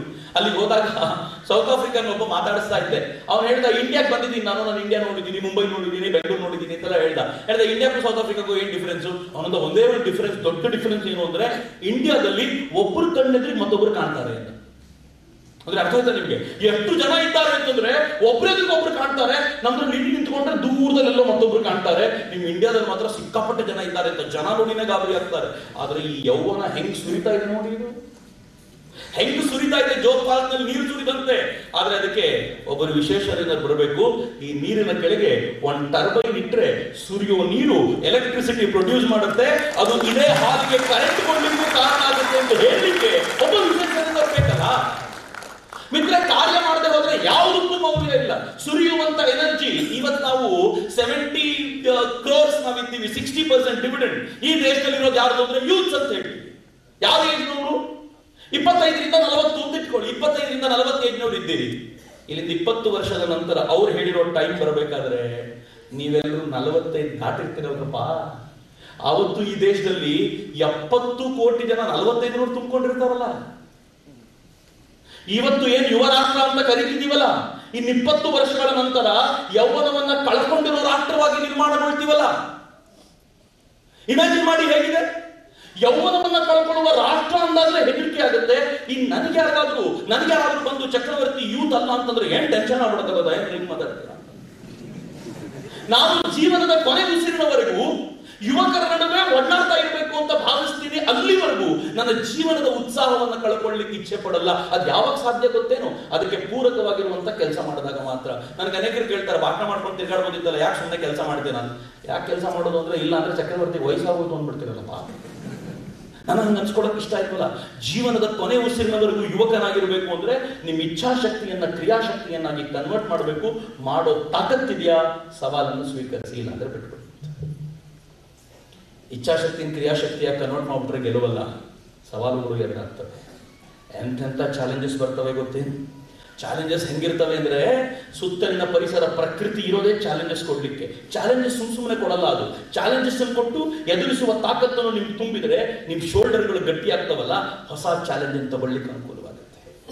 ಇವತ್ತು ವಿವೇಕಾನಂದರ ಫೋಟೋ ಇಟ್ಟು ಪೂಜೆ ಮಾಡ್ತೀವಲ್ಲ, ವಿವೇಕಾನಂದರ ಲೈಫನ್ನು ಓದಿದ್ದೀರಿ ಯಾವಾಗಲೂ? ವಿವೇಕಾನಂದರು ಈ ಬ್ರಹ್ಮ ಸಮಾಜಕ್ಕೆ ಹೋಗ್ತಾ ಇದ್ರು, ರಾಮಕೃಷ್ಣನ ಸಂಪರ್ಕಕ್ಕೂ ಬಂದಾಯ್ತು, ಎಲ್ಲವೂ ಚೆನ್ನಾಗಿ ನಡೀತಾ ಇರುವಾಗ ಸಿರಿವಂತ ಕುಟುಂಬದಲ್ಲಿದ್ದ ನರೇಂದ್ರನ ತಂದೆ ತೀರಿಕೊಂಡ್ರು. ಏನಾಗಾದ ಗೊತ್ತೇನು ಮಿತ್ರ? ವಿವೇಕಾನಂದರ ಜಾಗದಲ್ಲಿ ಇನ್ಯಾವ ಆರ್ಡಿನರಿ ವ್ಯಕ್ತಿ ಇದ್ದಿದ್ರು ಕೂಡ ಅವತ್ತು ಬ್ರೇಕ್ ಡೌನ್ ಆಗಿ ನನ್ನ ಜೀವನ ಇಷ್ಟೇ, ನಾನು ಇದನ್ನೇ ಮಾಡಬೇಕು ಅಂತ ನಿಶ್ಚಯ ಮಾಡ್ಕೊಂಡು ತನ್ನ ಬದುಕನ್ನು ಸವಿಸಲಿಕ್ಕೆ ಬೇಕಾಗಿರುವಂತ ಎಲ್ಲ ಕೆಲಸಗಳನ್ನ ಮಾಡ್ಕೊಂಡು ನಾರ್ಮಲ್ ವ್ಯಕ್ತಿ ಆಗಿರ್ತಿದ್ರು. ಬಟ್ ಫಾರ್ ವಿವೇಕಾನಂದ ಆ ವ್ಯಕ್ತಿ ಹೇಗೆ ಅಗಾಧವಾಗಿ ಬೆಳೆದು ನಿಂತರು ಅಂತಂದ್ರೆ, ಆ ಸವಾಲುಗಳನ್ನೆಲ್ಲ ಸ್ವೀಕರಿಸಿದ್ರು. ಟೀಚರ್ ಆಗಿ ಕೆಲಸ ಮಾಡಿ ಮನೆಯನ್ನು ನೋಡ್ಕೊಳ್ಳಿಕ್ಕೆ ಬೇಕಾಗಿರುವ ವ್ಯವಸ್ಥೆಯನ್ನ ಮಾಡಿಕೊಂಡ್ರು. ಎಲ್ಲ ಸವಾಲುಗಳ ನಡುವೆಯೂ ಕೂಡ ತಾನು ಗುರುತಿಸಿಕೊಂಡಿದ್ದ ಗುರಿಯನ್ನು ಮುಟ್ಲೇಬೇಕು ಅಂತ ಹಠ ಹಿಡಿದು ಆ ಸವಾಲಿಗೆ ತಾವು ಎದೆ ಕೊಟ್ಟು ನಿಂತಿರಲ್ಲ. ಆ ಎದೆಗಾರಿಕೆ ಬರುತ್ತಾ? ಯೋಚನೆ ಮಾಡಿ. ನಾನು ವಯಸ್ಸಾಗಿರೋರಾದ್ರೆ ನಿಮ್ಮ ಹತ್ರ ಎಷ್ಟೆಲ್ಲ ಮಾತಾಡ್ತಿರ್ಲಿಲ್ಲ. ಎಲ್ಲ ತಾರುಣ್ಯದಲ್ಲಿ ಇದ್ದೀರಿ ಕಂಡ್ರೆ. ಸವಾಲನ್ನು ಸ್ವೀಕರಿಸೋದಕ್ಕೆ ಸಿದ್ಧರಾಗಬೇಕು. ಈ ಎಲ್ಲ ಸವಾಲುಗಳನ್ನ ಯಾವಾಗ ನೀವು ಸ್ವೀಕರಿಸ್ತಾ ಹೋಗ್ತಿರಲ್ಲ, ಆಗ ಅನೇಕ ಬಗೆಯ ಸಂಗತಿಗಳು ನಿಮ್ಮೊಳಗೆ ಉದ್ಭವವಾಗ್ತವೆ. ಅದು ನಿಮ್ಮನ್ನ ಆತ್ಮ ರೂಪಕ್ಕೆ ಹತ್ತಿರ ತರಲಿಕ್ಕೆ ಶುರು ಮಾಡುತ್ತೆ. ಸವಾಲುಗಳನ್ನು ಸ್ವೀಕರಿಸದೆ ಹೋದ್ರೆ ಆಗಲ್ಲ. ಯಾವಾಗ ಸವಾಲನ್ನು ಸ್ವೀಕರಿಸ್ತಿರಲ್ಲ, ಬದುಕಿನಲ್ಲಿ ನೀವು ಎತ್ತರಕ್ಕೆ ಹೋಗ್ತಿದ್ದಂತೆ ನಿಮ್ಮ ಅಕ್ಕಪಕ್ಕದಲ್ಲಿ ನಿಮ್ಮ ಜೊತೆಯಲ್ಲಿ ಇದ್ದವರು ಆಡ್ಕೊಳ್ಲಿಕ್ಕೆ ಶುರು ಮಾಡ್ತಾರೆ. ನಿಮ್ ಜೊತೆಯಲ್ಲಿ ಇದ್ದವರೇ ನಿಮ್ಮನ್ನು ಬೈಲಿಕ್ಕೆ ಶುರು ಮಾಡ್ತಾರೆ. ಮೊದಲೆಲ್ಲ ಯಾರೋ ಒಬ್ರು ನಿಮ್ಮನ್ನು ಬೈದ್ರೆ ನಿಮ್ಗದು ಗೊತ್ತಾಗುವ ವೇಳೆಗೆ 2 ವರ್ಷ ಆಗಿರ್ತಿತ್ತು. ಅವ್ನು ಹಿಂಗ್ ನನ್ನಂತೆ, ಹೌದಾ? ಈಗ ಹಂಗಿಲ್ಲ. ಫೇಸ್ಬುಕ್ ಅಲ್ಲಿ ದಿನ ಬೆಳಗಾದ್ರೆ ನಿಮ್ಮನ್ನು ಬೈಯೋರು 1000 ಜನ ಇರ್ತಾರೆ. ಆ ಬೈಯೋನ್ ಹೆಂಗಿರ್ತಾನೆ ಗೊತ್ತಾ? ಒರಿಜಿನಲ್ ಫೇಸ್ ಇಟ್ಕೊಂಡು ಬೈತಿರಲ್ಲ, ಅವನು ಫೇಕ್ ಐಡಿನ್ ಕ್ರಿಯೇಟ್ ಮಾಡಿಕೊಂಡು ನಿಮ್ಮನ್ನು ಬೈಲಿಕ್ಕೆ ಅಂತಾನೆ ಕೂತಿರ್ತಾನೆ. ಅತ್ಯಂತ ಕೆಟ್ಟ ಪದಗಳಲ್ಲಿ ನಿಮ್ಮನ್ನು ನಿಂದಿಸ್ತಿರ್ತಾನೆ. ಯಾಕೆಂದ್ರೆ ಅವನಿಗೆ ಏನೂ ಆಗ್ಬೇಕಾಗಿಲ್ಲ.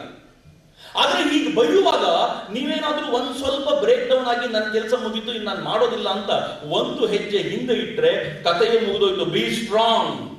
ಎಷ್ಟು ಸ್ಟ್ರಾಂಗ್ ಆಗಿರ್ಬೇಕು ಅಂತಂದ್ರೆ, ನೀನು 1000 ಬೈಗುಳಗಳನ್ನ ಬೈ, ನನ್ನ ಗುರಿ ಇದು, ಇದನ್ನ ಮುಟ್ಟಿದ ಮೇಲೆ ನಿನ್ನನ್ನು ವಿಚಾರಿಸ್ಕೊಳ್ತೀನಿ, ಬಿಡಲ್ಲ ನನ್ನ ವಿಚಾರಿಸ್ಕೊಳ್ತೀನಿ, ಮೊದಲು ನನ್ನ ಗುರಿ ಮುಟ್ಕೊಳ್ತೀನಿ, ಆಮೇಲೆ ನೋಡೋಣ. ನನ್ಗೆ ತುಂಬಾ ಜನ ಕೇಳ್ತಾರೆ, ಸರ್ ನಿಮ್ಗೆ ತುಂಬಾ ಜನ ಬೈತಾರೆ, ನೀವು ಯಾಕೆ ಸುಮ್ಮನೆ ಇರ್ತೀರಿ? ಯಾಕೆ ಗೊತ್ತೇ, ಒಂದು ಸಿಂಪಲ್ ಟೆಕ್ನಿಕ್ ಹೇಳ್ತೀನಿ ನಾನು. ಏನು ಅಂತಂದ್ರೆ, ರಸ್ತೆಯಲ್ಲಿ ನೀವು ಹೋಗ್ತಿರ್ತೀರಿ, ಸುಮಾರು 7:30-8 ಗಂಟೆ ರಾತ್ರಿ. ಯಾರೋ ಒಬ್ಬ ನಿಮ್ಮ ಮನೆ ಹತ್ತಿರದಲ್ಲಿ ಕುಡುಕ ಒಬ್ಬ ಬಂದು ನಿಂತ್ಕೊಂಡ್ಬಿಟ್ಟಿರ್ತಾನೆ. ಕುಡುಕ ನಿಮ್ಮನ್ನು ನೋಡಿದ ತಕ್ಷಣ ಬೈಯಕ್ಕೆ ಶುರು ಮಾಡ್ತಾನೆ. ಅವನು ಬೈತಿರೋದು ಯಾಕೆ ಅಂದ್ರೆ ಒಳಗೆ ಅಮಲಿದೆ, ಅಮಲಿಗೆ ತಕ್ಕಂತೆ ಬೈತಿದ್ದಾನೆ. ನಿಮಗೆ ಕೋಪ ಶುರುವಾಯ್ತಲ್ಲ, ಅಪ್ಪ ಬೈತಿದ್ಯಾ ನೀನು ಅಂತ ಹೇಳಿ ನೀವೇನಾದ್ರೂ ಅವನ ಜೊತೆ ಜಗಳ ಮಾಡ್ಲಿಕ್ಕೆ ಅಂತ ನಿಂತ್ರೆ, ಯಾವನೋ ಕುಡುಕ ನೀನು ಹಾಗೆ ಹೀಗೆ ಜಗಳ ಮಾಡಿದ್ರೆ, 3ನೇ ಒಬ್ಬ ವ್ಯಕ್ತಿ ದೂರದಿಂದ ನೋಡ್ತಾನ. ಏನಂತಾನೆ ಗೊತ್ತಾ, ಇಬ್ಬರು ಕುಡುಕರು ಹೆಂಗ್ ಗಲಾಟೆ ಮಾಡ್ತಿದ್ದಾರೆ ನೋಡಿ. ಅವನ ಜೊತೆ ಗಲಾಟೆ ಮಾಡ್ಲಿಕ್ಕೆ ಹೋಗಿದ್ರ ಪರಿಣಾಮವಾಗಿ ದುರದೃಷ್ಟಕರ ನೀವು ಕುಡುಕರಾಗಿ. ನೀವೇನಾದ್ರೂ ಆ ಕ್ಷಣಕ್ಕೆ ಸ್ವಲ್ಪ ಕಂಟ್ರೋಲ್ ಮಾಡಿಕೊಂಡು, ನಿಗ್ರಹ ಮಾಡಿಕೊಂಡು, ಆಯ್ತಪ್ಪ ನೀನ್ ಬೈದಿದ್ಯಾ ತಾನೆ, ನನ್ನ ಹಿಂದೂ ಧರ್ಮ ಅಂತೂ ಎಷ್ಟು ಚೆನ್ನಾಗಿ ಹೇಳುತ್ತೆ ಅಂತಂದ್ರೆ, ನೀನ್ ಬೈಯೋದು ನನ್ನ ದೇಹಕ್ಕೆ ತಾನೆ, ಬೈಕೋ. ನೀನ್ ಹೆಚ್ಚಂದ್ರೆ ನನ್ನ ಮನಸ್ಸನ್ನು ಕದಡ್ಬೋದು ತಾನೆ, ಕದಡ್ಕೋ. ನೀನ್ ಹೆಚ್ಚಂದ್ರೆ ನನ್ನ ಬುದ್ಧಿ ಮೇಲೆ ಆಕ್ರಮಣ ಮಾಡ್ಬೋದು ತಾನೆ, ಮಾಡ್ಕೋ. ನನ್ನ ಆತ್ಮವನ್ನ ಮುಟ್ಟೋ ಯೋಗ್ಯತೆ ನಿನಗೆ ಇಲ್ಲ ಕಣಯ್ಯ ಅನ್ನೋದು ಸ್ವಲ್ಪ ದೊಡ್ಡ ದೊಡ್ಡ ಮಾತುಗಳನ್ನ ನಿಮಗೆ ನೀವೇ 10 ಸಲ ಹೇಳ್ಕೊಳ್ಳಿ. ಅವನು ಎದುರಿಗೆ ಬಂದು ನಿಂತರೂ ನಿಮ್ಗೇನು ಅನ್ಸಲ್ಲ, ಆದ್ರೆ ನಿಮ್ಮ ಗುರಿಯನ್ನ ಮಾತ್ರ ಮುಟ್ಟೋದು ಬಿಡ್ಲಿಕ್ಕೆ ಸಾಧ್ಯವೇ ಇಲ್ಲ. ಇತ್ತೀಚೆಗೆ ಒಬ್ಬ IAS ಆಫೀಸರ್ ಅವ್ರು ಟ್ವೀಟ್ ಮಾಡಿದ ಒಂದು ವಿಡಿಯೋ ನೋಡಿದೆ, ಬಹಳ ಸುಂದರವಾದ ವಿಡಿಯೋ. ಒಂದು ಪುನುಗು ಬೆಕ್ಕಿನ ಜಾತಿಯ ಒಂದು ಪ್ರಾಣಿಯಲ್ಲಿ ಅದು ಒಂದು ಹಲಸಿನನ್ನು ತಿನ್ನಬೇಕು ಅಂತ ಟ್ರೈ ಮಾಡ್ತಿದೆ. ಒಂದು ಕೋತಿ ಬಂದು ಆ ಬೆಕ್ಕಿನ ಬಾಲ ಎಳೆಯುತ್ತೆ, ಆ ಬೆಕ್ಕಿನ ಮೈ ಮುಟ್ಟುತ್ತೆ. ಈ ಬೆಕ್ಕು ಮಾತ್ರ ತನ್ನ ಕೆಲಸವನ್ನು ಬಿಡಲ್ಲ, ಪೂರ್ತಿ ಹಣ್ಣನ್ನು ತಿಂದು ಕೋತಿ ಕಡೆ ನೋಡಿದನು ತನ್ನ ಪಾಡಿ ತಾನು ಹೋಗುತ್ತೆ. ಏನ್ ಚೆನ್ನಾಗಿದೆ, ಗುರಿಯನ್ನು ಮುಟ್ಲಿಕ್ಕೋಸ್ಕರ ನಾನು ಹೊಟ್ಟೆ ತುಂಬಿಸ್ಕೋಬೇಕಷ್ಟೆ, ನನಗಿನ್ ಎಟ್ಟೆ ತಂಟೆ ಮಾಡಿದ್ರು ನಾನು ತಲೆ ಕೆಡಿಸ್ಕೊಳ್ಳಲ್ಲ ಅಂತ ಹಠ ಹಿಡಿದು ತನ್ನ ಕೆಲಸವನ್ನು ಮುಗಿಸ್ಕೊಳ್ಳೋದಿದೆಯಲ್ಲ, ಒಂದು ಬೆಕ್ಕಿಗಿರ್ಬೋದಾಗಿರುವಂತ ಬುದ್ಧಿ ಬೆಳೆದು ನಿಂತಿರೋ ನಮಗೆ ಯಾಕಿಲ್ಲ? ಮಿತ್ರ, ಯೋಚನೆ ಮಾಡಿ, ನೀವು ಈ ದಿಕ್ಕುಗಳಲ್ಲಿ ಹೆಜ್ಜೆ ನೀಡುತ್ತೀರಾ ಅಂತಾದ್ರೆ ಡೆಫಿನೆಟ್ಲಿ ಸಾಧ್ಯವಾಗುತ್ತೆ. ಆದ್ರೆ ಎಲ್ಲ ಮುಗಿದ ನಂತರವೂ ಕೂಡ ಬಿಲೀವ್ ಮೀ, ಲೈಫ್ನಲ್ಲಿ ಒಂದು ಹಂತ ನಿಮಗೆ ಬರುತ್ತೆ. ನಿಜವಾಗ್ಲೂ ಈ ಹಂತವನ್ನೆಲ್ಲ ದಾಟಿ ಹೋದ್ರೆ ಲೈಫ್ನಲ್ಲಿ ಒಂದು ಹಂತ ಬರುತ್ತೆ. ನಾನು ಯಾವುದನ್ನು ಗಳಿಸಿದ್ದೀನೋ ಇದು ಖಂಡಿತವಾಗ್ಲೂ ನಾನು ಗಳಿಸ್ಬೇಕಾಗಿರೋದಲ್ಲ, ಇದಕ್ಕಿಂತಲೂ ಹೆಚ್ಚಿನದ್ದೇನೋ ಬೇಕು ಅಂತ ಅನ್ಸುತ್ತಲ್ಲ, ಯಾವತ್ತೂ ತಲೆ ಕೆಡಿಸ್ಕೊಳ್ಬೇಡಿ. ಆ ಹೆಚ್ಚಿನದ್ದೇನಿದೆಯೋ ಆ ಕಡೆಗೆ ಮುಖ ಮಾಡಿ ನಿಂತ್ಕೊಂಡು ಅದನ್ನು ಗಳಿಸ್ಕೊಳ್ಳಿಕ್ಕೆ ಜೀವನದ ಎಲ್ಲವನ್ನೂ ಸಮರ್ಪಿಸಬೇಡಿ. ಆ ಎಲ್ಲವನ್ನು ಸಮರ್ಪಿಸುವಾಗ ಜೀವನದ ಒಂದು ಅದ್ಭುತವಾದ ಆನಂದ ಸಿಗುತ್ತೆ. ಆಮೇಲೆ ಕೊನೆಗಾಗಿ ನಾನು ಹೇಳಬೇಕಾಗಿರೋದು ಒಂದೇ ಒಂದು, ಅದೇನು ಅಂತಂದ್ರೆ, ನೀವು ಏನನ್ನ ಗಳಿಸ್ತೀರೋ ಅವೆಲ್ಲವೂ ಕೂಡ ರಾಷ್ಟ್ರಕ್ಕೆ ಸಮರ್ಪಣೆಯಾಗದೆ ಹೋದರೆ ನೀವು ಗಳಿಸಿರೋದಕ್ಕೆ ನಯಾ ಪೈಸೆ ಕಿಮ್ಮತ್ತಿಲ್ಲ ಅನ್ನೋದನ್ನ ನೀವು ಯಾವಾಗಲೂ ನೆನಪಿನಲ್ಲಿಡಿ ಅಂತ. ಈ ದೇಶ ನಮ್ಗೆ ಏನು ಕೊಟ್ಟಿದೆ ಅನ್ನೋ ಪ್ರಶ್ನೆ ನಾವು ಕೇಳುವಂಗೆ ಇಲ್ಲ. ಜಗತ್ತಿನ ಯಾವ ದೇಶದ ಪ್ರಜೆಗಳಿಗೂ ಕೊಟ್ಟಿರದ ಒಂದು ಅದ್ಭುತವಾದ ಸಂಗತಿಯನ್ನು ಭಾರತ ನನಗೆ ಕೊಟ್ಟಿದೆ. ಏನ್ ಗೊತ್ತೇನು? ಒಂದು ಪರಂಪರೆಯನ್ನು ನನಗೆ ಕೊಟ್ಟಿದೆ. ಆ ಪರಂಪರೆ ಹೆಂಗಿದೆ ಅಂತಂದ್ರೆ, ನೀವು ಪಕ್ಕದ ರಾಷ್ಟ್ರ ಅಮೆರಿಕಾದವ್ರನ್ನ ಕೇಳಿ, ನಿಮ್ಮ ಪರಂಪರೆ ಎಷ್ಟು? 400 ವರ್ಷ ಹಿಸ್ಟ್ರಿ. ನೀವು ಅರಬ್ ಅವ್ರನ್ನ ಕೇಳಿ, ಅವ್ರು ಹೇಳಿದಂತೆ 7ನೇ ಶತಮಾನ 8ನೇ ಶತಮಾನದಲ್ಲಿ ಅವ್ರದೆಲ್ಲ ಪರಂಪರೆ ಬಿಟ್ಕೊಂಡು ಬಂದಿದ್ದು. ನೀವು ಯಾವ್ದಾದ್ರೂ ಜಗತ್ತಿನ ಯಾವುದೇ ರಾಷ್ಟ್ರ ನಿಲ್ಲಿಸಿ ಕೇಳ್ಕೊಳ್ಳಿ, ನಿಮ್ಮ ಪರಂಪರೆ ಎಂತದ್ದು, ನೀವು ಯಾರು ಅಂತ. ಆದ್ರೆ ಭಾರತೀಯರಲ್ಲಿ ಇವತ್ತು ಹುಟ್ಟಿದ ಒಂದು ಮಗುವನ್ನು ಎಬ್ಬಿಸಿ ನಿಲ್ಲಿಸಿ ಕೇಳಿ, ನಿನ್ನ ಪರಂಪರೆ ಯಾವುದು? ಕನಿಷ್ಠ ಪಕ್ಷ 8,000 ವರ್ಷಗಳಷ್ಟು ಹಳೆಯ ಪರಂಪರೆ ನನ್ನದು. ಏನು ಎದೆಗಾರಿಕೆ, ಏನು ಅದ್ಭುತ ಅಂತ. ಜಗತ್ತಿನಲ್ಲಿ ಯಾವ ಆಟ ಕೊಟ್ಟಿದ್ದಾರೆ? ಸ್ವಾಮಿ ವಿವೇಕಾನಂದರು ತಾವು ಯುರೋಪ್ ಮತ್ತು ಅಮೆರಿಕಾದ ಪ್ರವಾಸ ಮುಗಿಸಿ ಭಾರತಕ್ಕೆ ಬಂದಾಗ ಈ ದೇಶದ ತರುಣರು ಉದ್ದೇಶಿಸಿ ಮಾತನಾಡುವಾಗ ಏನ್ ಹೇಳ್ತಾರೆ ಗೊತ್ತೇನು? ಸ್ವಾಮೀಜಿ ಹೇಳ್ತಾರೆ, ಅಮೆರಿಕ ಮತ್ತು ಯುರೋಪಿನ ತರುಣರನ್ನ ಕೂರಿಸಿಕೊಂಡು ನಿಮ್ ಪೂರ್ವಜರು ಯಾರು ಅಂತ ಕೇಳಿದ್ರು ಅಲ್ಲಿ ಜನ ಹೆಮ್ಮೆಯಿಂದ ಹೇಳ್ತಾರೆ. ಹೆಮ್ಮೆ ಪಡಬೇಕಲ್ಲ, ನಾಚಿಕೆ ಪಡಬೇಕಾಗಿರುವಂತ ಸಂಗತಿ. ಏನ್ ಹೇಳ್ತಾರೆ ಅಂತ ಗೊತ್ತಾ? ಜಗತ್ತಿನ ಜನರ ಕತ್ತು ಕತ್ತರಿಸಿ ರಕ್ತ ಹರಿಸಿ ಸಾಮ್ರಾಜ್ಯ ಕಟ್ಟಿದವರು ನಮ್ಮ ಪೂರ್ವಜರು ಅಂತ ಅವ್ರು ಹೇಳ್ಕೊಳ್ಬೇಕಾದ್ರೆ, ನನ್ನ ದೇಶದ ಜನ ನಾವೇನ್ ಹೇಳ್ಕೊಳ್ಬಹುದು ಗೊತ್ತಾ? ತಾವು ಕಾಡಿನಲ್ಲಿದ್ದು ಗೆಡ್ಡೆ ಗೆಣಸು ತಿಂತಾ ಇದ್ರು, ಜಗತ್ತಿನ ಪ್ರತಿಯೊಬ್ಬನೂ ಕೂಡ ಸುಖವಾಗಿರ್ಲಿ, ಮೋಕ್ಷವನ್ನು ಸೇರ್ಲಿ ಅಂತ ಪ್ರಯತ್ನ ಪಡ್ತಿದ್ದ ಋಷಿ ಸಂತಾನಗಳು ನಾವು ಅಂತ ಹೇಳ್ಬೋದಲ್ಲ. ಜಗತ್ತಿನ ಯಾವ ರಾಷ್ಟ್ರಕ್ಕೆ ಯಾವ ರಾಷ್ಟ್ರಕ್ಕೆ ಈ ತಾಕತ್ತಿದೆ ಹೇಳಿ? ಈ ತಾಕತ್ತು ಭಾರತ ನಮಗೆ ಕೊಟ್ಟಿರುವಾಗ ನಾವು ಈ ರಾಷ್ಟ್ರದ ಗೌರವವನ್ನ ಇನ್ನೂ ಹೆಚ್ಚು ಮಾಡೋದಕ್ಕೆ ಪ್ರಯತ್ನಿಸಬೇಕೇ ಹೊರತು ಇದನ್ನ ನಾಶ ಮಾಡ್ಲಿಕ್ಕಲ್ಲ. ಟ್ರಂಪ್ ಭಾರತಕ್ಕೆ ಬಂದಿದ್ದಾರೆ. ನಾನು ವೇದಿಕೆ ಮೇಲೆ ಕೂತಿದ್ದಾಗ ಒಂದು ಸುದ್ದಿ ಬಂತು ನನಗೆ.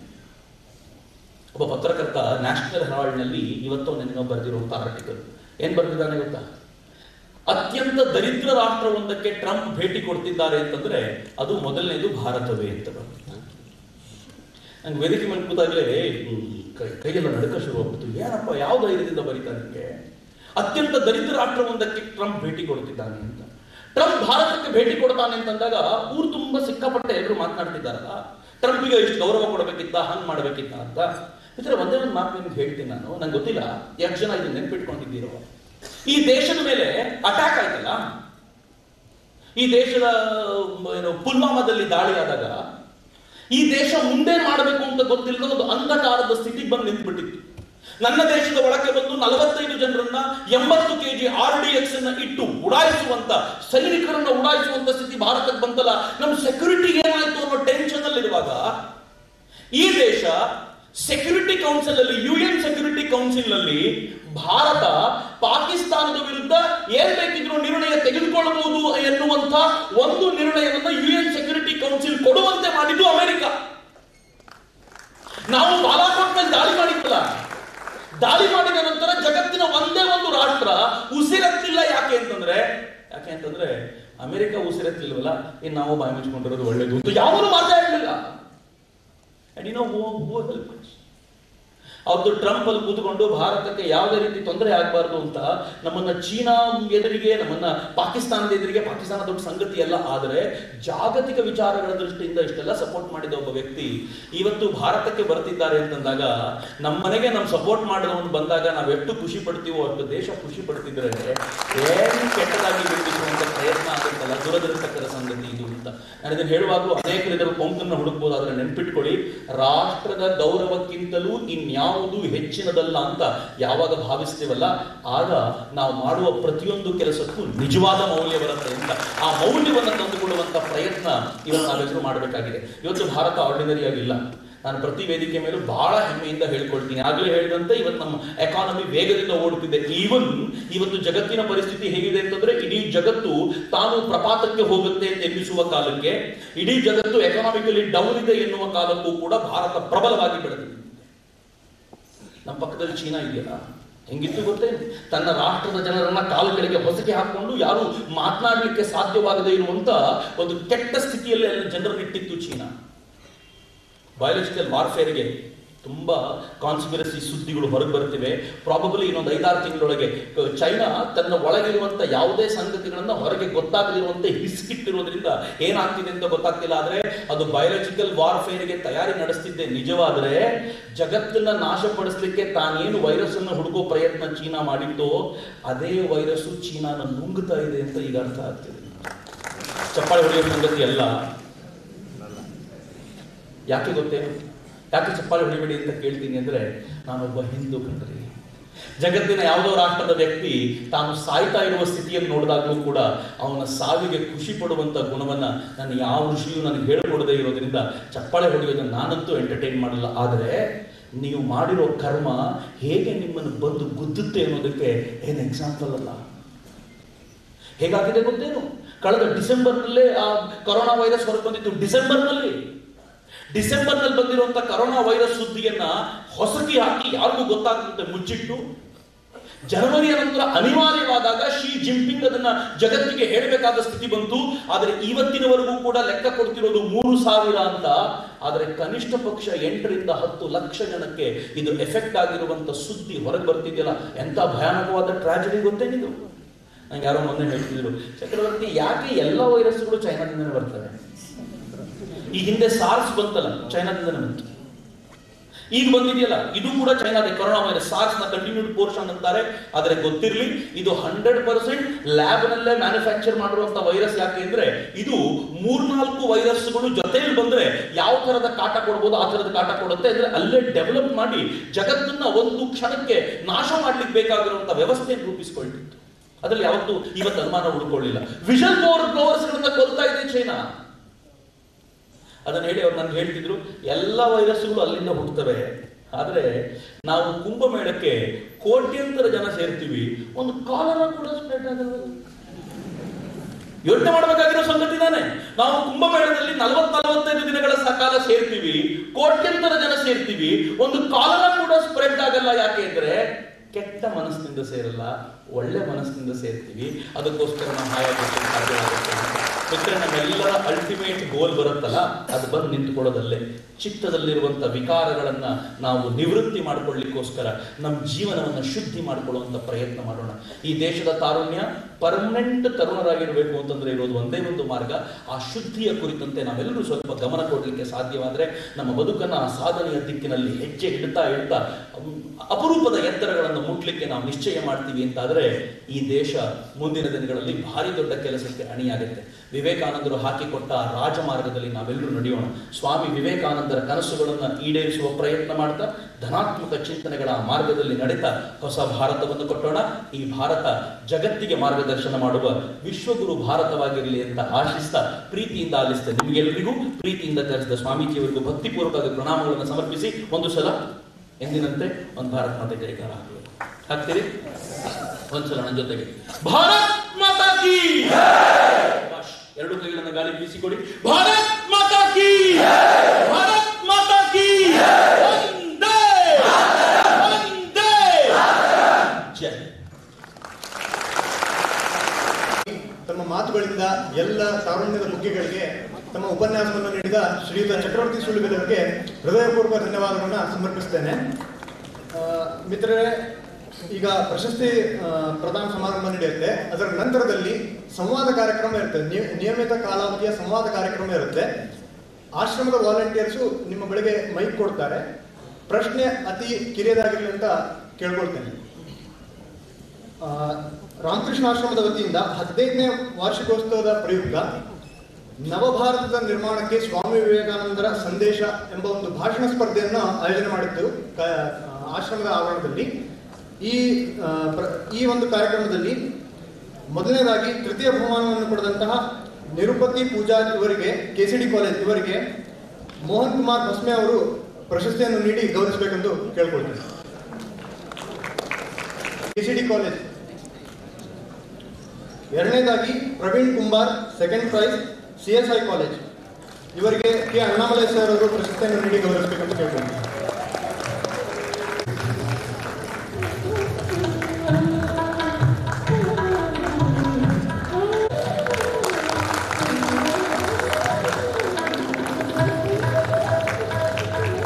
ಕೊನೆಯದಾಗಿ ಮೊದಲನೇ ಬಹುಮಾನ ವಿವೇಕಾನಂದ ಪಾಟೀಲ್, JSS ಕಾಲೇಜ್ ಇವರಿಗೆ ಶ್ರೀಯುತ ಚಕ್ರವರ್ತಿ ಸುಳ್ಳಿಬೆಲೆ ಅವರು ಪ್ರಶಸ್ತಿಯನ್ನು ನೀಡಿ ಗೌರವಿಸಬೇಕೆಂದು ಕೇಳ್ಕೊಳ್ತೀನಿ.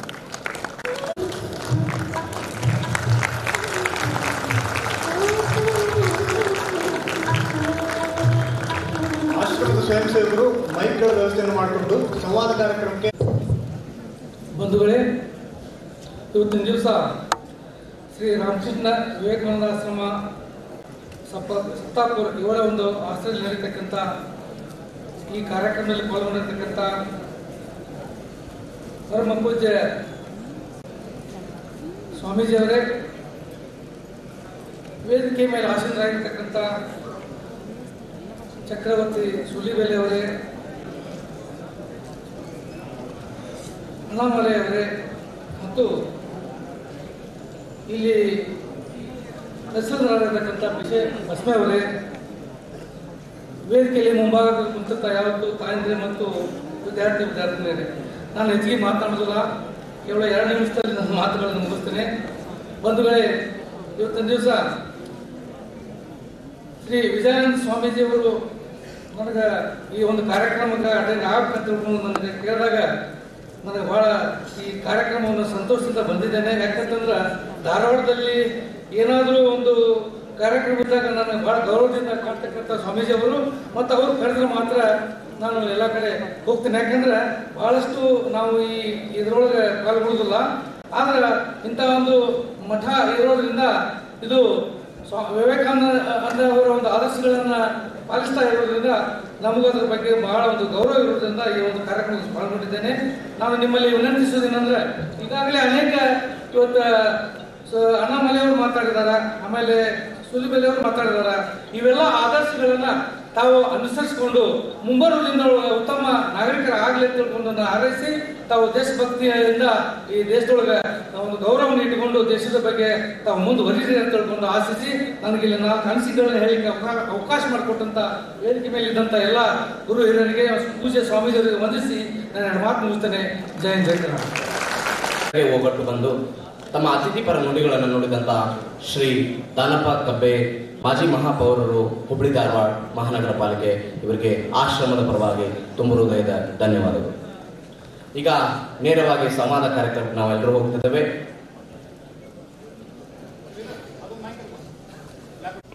ಹೊರಗಡೆ ಈ ಸಭಾಂಗಣದ ಹೊರಗಡೆ ಆಶ್ರಮದ 2 ಬುಕ್ ಸ್ಟಾಲ್ಗಳಿವೆ. ಆ ಬುಕ್ ಸ್ಟಾಲ್ಗಳಲ್ಲಿ ಹಲವಾರು ವಿವೇಕಾನಂದರ ಜೀವನಕ್ಕೆ ಸಂಬಂಧಪಟ್ಟಂತಹ ಮತ್ತು ರಾಮಕೃಷ್ಣ ಶಾರದಾ ಮಾತೆಯವರ ಜೀವನಕ್ಕೆ ಸಂಬಂಧಪಟ್ಟಂತಹ ಅನೇಕ ಪುಸ್ತಕಗಳು, ಆಶ್ರಮದಿಂದ ಪ್ರಕಟವಾಗುವಂತಹ ಪುಸ್ತಕಗಳು ಇಲ್ಲಿ ಸಿಗ್ತವೆ. ಅದರ ಜೊತೆಗೆ ಸಿಡಿಗಳು ಸಿಗ್ತವೆ. ಅದರಲ್ಲಿ ಪ್ರಮುಖವಾಗಿ ಕೊಲಂಬೋದಿಂದ ಆಲ್ಮೂರಕ್ಕೆ ಇದನ್ನ ವಿವೇಕಾನಂದರ ಉಪನ್ಯಾಸಗಳಿವೆ. ಇದನ್ನ ಕನ್ನಡಕ್ಕೆ ಕುವೆಂಪು ಅವರು ಮಾಡಿದ್ದಾರೆ. ಈ ಪುಸ್ತಕ ಕೂಡ ನಿಮಗೆ ಲಭ್ಯ ಇರುತ್ತೆ. ಅದ್ಭುತವಾದಂತಹ ಪುಸ್ತಕ. ಓದಿದಾಗೆಲ್ಲ ಮೈಯಲ್ಲಿರುವಂತಹ ಕೂದಲು ಮೇಲೆ ಎದ್ದು ಬಿಡುತ್ತೆ. ಅಷ್ಟು ರೋಮಾಂಚನವಾಗುವಂತಹ ಪುಸ್ತಕ ನಿಮ್ಮ ಮುಂದೆ ಇದೆ. ದಯವಿಟ್ಟು ಯಾರಿಗೆಲ್ಲ ಬೇಕು ಅದನ್ನು ತೆಗೆದುಕೊಂಡು ಹೋಗ್ಬೋದು. ಯಶಸ್ಸಿನ ರಹಸ್ಯ ಎಂಬುವಂತ ಪುಸ್ತಕ ಯುವ ಜನತೆಯ ವ್ಯಕ್ತಿತ್ವ ನಿರ್ಮಾಣಕ್ಕೊಂದು ಕೈಪಿಡಿ ಅನ್ನುವಂತ ಈ ಪುಸ್ತಕ ಅದ್ಭುತವಾದ ಪುಸ್ತಕ. ಈ ಪುಸ್ತಕವು ಕೂಡ ಈ ಸಭಾಂಗಣದ ಹೊರಗಡೆ ನಿಮಗೆ ಸಿಗುತ್ತೆ. ನನ್ನ ಏಳಿಗೆಗೆ ನಾನೇ ಶಿಲ್ಪಿ, ಮತ್ತಾರೋ ಅಲ್ಲ, ಹಾಗಾಗಿ ನನ್ನ ಏಳಿಗೆಗೆ ನಾನೇ ಶಿಲ್ಪಿ ಎಂಬಂತ ಅದ್ಭುತವಾದ ಪುಸ್ತಕ ಕೂಡ ನಿಮಗಿದೆ. ಈ ಕನ್ನಡ ಸಾಹಿತ್ಯದಲ್ಲಿ ಒಂದು ಛಾಪನ್ನ ಮೂಡಿಸಿರುವಂತ 3 ಲಕ್ಷಕ್ಕಿಂತಲೂ ಅಧಿಕ ಪ್ರತಿಗಳು ಮಾರಾಟ ಆಗಿರುವಂತ ಅನೇಕ ಜನರ ಬದುಕನ್ನು ಬದಲಿಸಿದಂತ ಒಂದು ವಿಶಿಷ್ಟವಾದ ಕೃತಿ. ಅದು ಕರ್ನಾಟಕದಲ್ಲಿ ಬದುಕಲು ಕಲಿಯಿರಿ ಎಂಬಂತ ಒಂದು ಪುಸ್ತಕ. ಸ್ವಾಮಿ ಜಗದಾತ್ಮಾನಂದಜಿ ಮಹಾರಾಜ್ ಅವರು ಬರೆದಂತ ಪುಸ್ತಕ, ಅದ್ಭುತವಾದ ಪುಸ್ತಕ.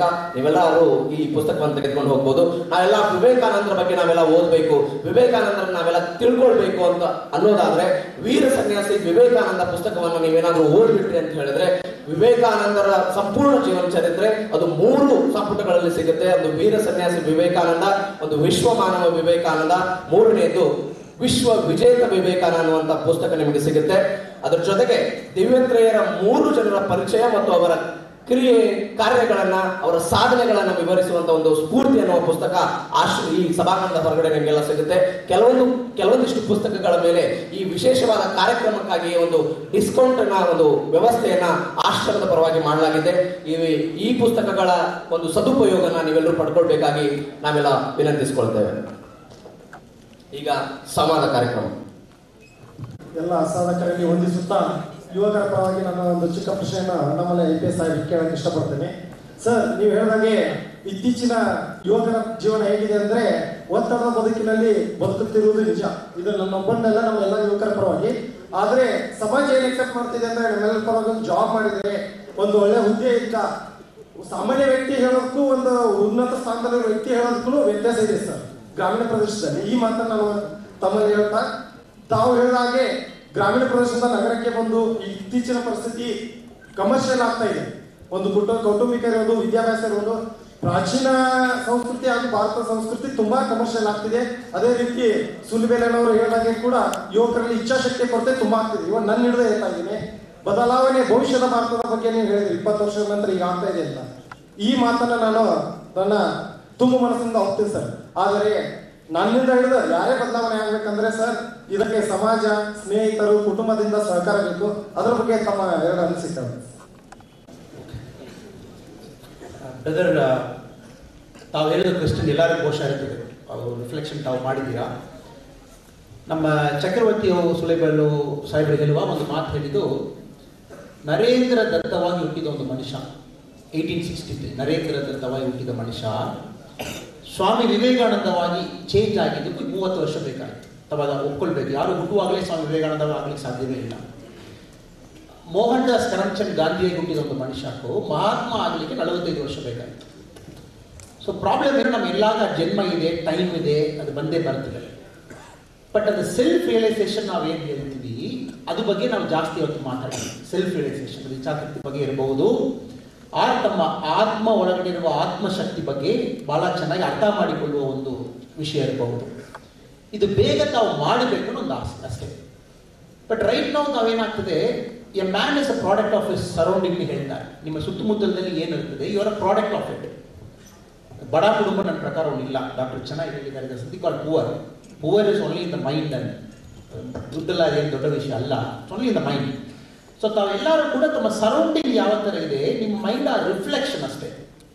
If you born in a middle class family, ನಿಮ್ಮ ಥಿಂಕಿಂಗು ಮಿಡಲ್ ಕ್ಲಾಸ್ ಆಗೇ ಇದೆ, ಭಾಳ ದೊಡ್ಡ ಥಿಂಕಿಂಗ್ ಇರಲ್ಲ. You have to break it and come out. Simple ಉದಾಹರಣೆ, ಇಲ್ಲಿಂದ ಒಂದು 65-70 ಕಿಲೋಮೀಟರ್ ದಾಟಿ ಒಂದು ಅಕ್ಯುಎಸ್ ಒಂದು ಕಂಪನಿ ಇದೆ, ಮ್ಯಾನುಫ್ಯಾಕ್ಚರಿಂಗ್ ಯೂನಿಟ್. ಲಾಸ್ಟ್ ಟೈಮ್ ಆ ಕಂಪನಿ ಸಿಇಒ ನಾನು ಮಾತಾಡುವಾಗ, ಅದು ಏರೋಪ್ಲೇನ್ ಮ್ಯಾನುಫ್ಯಾಕ್ಚರಿಂಗ್ ಕಂಪನಿ. ಇಂಡಿಯಾದಲ್ಲಿ is the only company in India which manufactures aeroplane parts. Arvind ಹೇಳ್ಬಿಟ್ಟು ಸಿಇಒ ಇದ್ದಾರೆ, ಫೌಂಡರ್. ವರ್ಲ್ಡ್ ನಲ್ಲಿ ಹೋಗುವ ಎಂದ ಏರೋಪ್ಲೇನ್ ನಲ್ಲಿ ಕೂಡ ಮಿನಿಮಮ್ 7 ಪಾರ್ಟ್ಸ್ ಬೆಲ್ಗಾಂದಲ್ಲಿ ಮ್ಯಾನುಫ್ಯಾಕ್ಚರ್ ಆಗ್ತಾರೆ. ನಾವು ಅರ್ಥ ಮಾಡಿಕೊಳ್ಬೇಕು, ಇದು ಹೈ ಪ್ರಿಸಿಷನ್ ಮ್ಯಾನುಫ್ಯಾಕ್ಚರಿಂಗ್. ಇದಕ್ಕೆ ಲೇಬರ್ ಸಿಕ್ಕೋದೇ ಕಷ್ಟ. ಬಟ್ ಈ ಮನುಷ್ಯ ಸ್ವಂತ ಊರಿಗೆ ಬರಬೇಕಾದ್ರೆ ಬೆಲ್ಗಾಂ ಬಂದು ಈ setup this manufacturing unit industrial zone ನಲ್ಲಿ ಮಾಡಿದ್ದಾರೆ. ಕಾರಣ ಏನು? When you have a mind set, you will always find a path. Mind set ಇರುವಾಗ ದಾರಿ ಬರುತ್ತೆ. ಇದು ಬಹಳ ಒಂದು ಕಷ್ಟ ಕ್ವೆಶ್ಚನ್. ಅದು ದಾರಿ ಬಂದ ಮೇಲೆ ನಾನು ಮೈಂಡ್ ಸೆಟ್ ಚೇಂಜ್ ಮಾಡ್ತೀನಿ, ಅದು ಆಗಲ್ಲ. ಮೈಂಡ್ ಸೆಟ್ ಚೇಂಜ್ ಆದ ಮೇಲೆ ಇರುವ ದಾರಿ ಡಿಫ್ರೆಂಟ್ ಆಗಿ ಕಾಣ್ತದೆ ತಮ್ಮ. You just change your mind from job seeking to job creation. Change ಮಾಡಿದ್ರನ್ನ ತಾವು ಎಲ್ಲ ಕಡೆ ಎಲ್ಲಿ ಬ್ಯಾಂಕ್ ಲೋನ್ ಕೊಡ್ತಾರೆ ಅಲ್ಲಿ ಹುಡುಕ್ತೀರಾ, ಅಗ್ರಿಕಲ್ಚರ್ ಬಗ್ಗೆ ಏನು ಮಾತಾಡ್ತೀರಾ ಅಲ್ಲಿ ಹೋಗ್ತೀರಾ. ನೀವು ಓದುವ ಬುಕ್ ಕೂಡ ಆ ಥರ ಇರ್ತದೆ.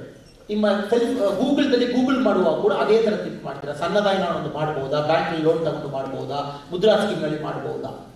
Simple mind set difference. So you have to understand, Mahatma Gandhi ಅವರು ಮಹಾತ್ಮ ಆಗಿದ್ದಕ್ಕೆ 40 ವರ್ಷ ಬೇಕಾಯಿತು. ಸ್ವಾಮಿ ವಿವೇಕಾನಂದ ಅವರು ನರೇಂದ್ರ ದತ್ತವಾಗಿ ಚೇಂಜ್ ಆಗಿದ್ದಕ್ಕೆ 30 ವರ್ಷ ಬೇಕಾಗಿತ್ತು. So just change your mind set. Mind set change ಆದಮೇಲೆ ಸರೌಂಡಿಂಗ್ ಚೇಂಜ್ ಆಗ್ತದೆ. ಬಹುಶಃ ಅವರು ಆ್ಯಡ್ ಮಾಡಲಿಕ್ಕೆ ಇದನ್ನು ನಾನು ಸಾಯಿಬರ್ ಅವ್ರಿಗೆ ಹೇಳ್ತೀನಿ. Thank you. ಒಂದೇ ಒಂದು ಆ್ಯಡ್ ಮಾಡ್ತೀನಿ ಅವರಿಗೆ, ಇದೆಲ್ಲರಿಗೂ, ಅವರಿಗೆ ಅಂತಲ್ಲ.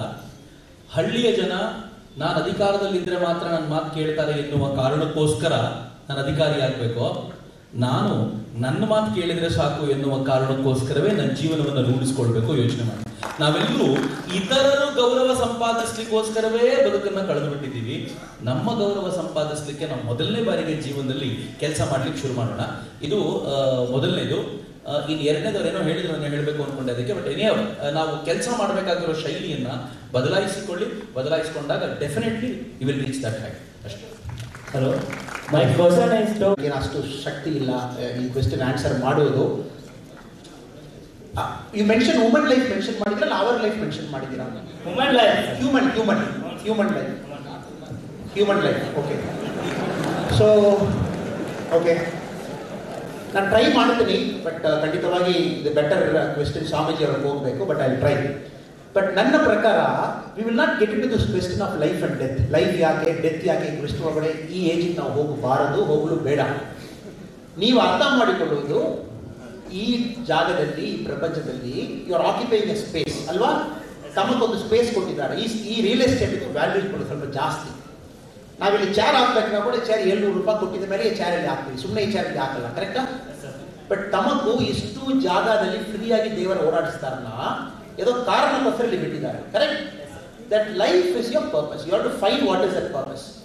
ಪರ್ಪಸ್ ಏನು? To help others, to make this world a better place. ಈ ಪ್ರಪಂಚ ಇನ್ನೂ ಸ್ವಲ್ಪ ಚೆನ್ನಾಗಿರಬೇಕು.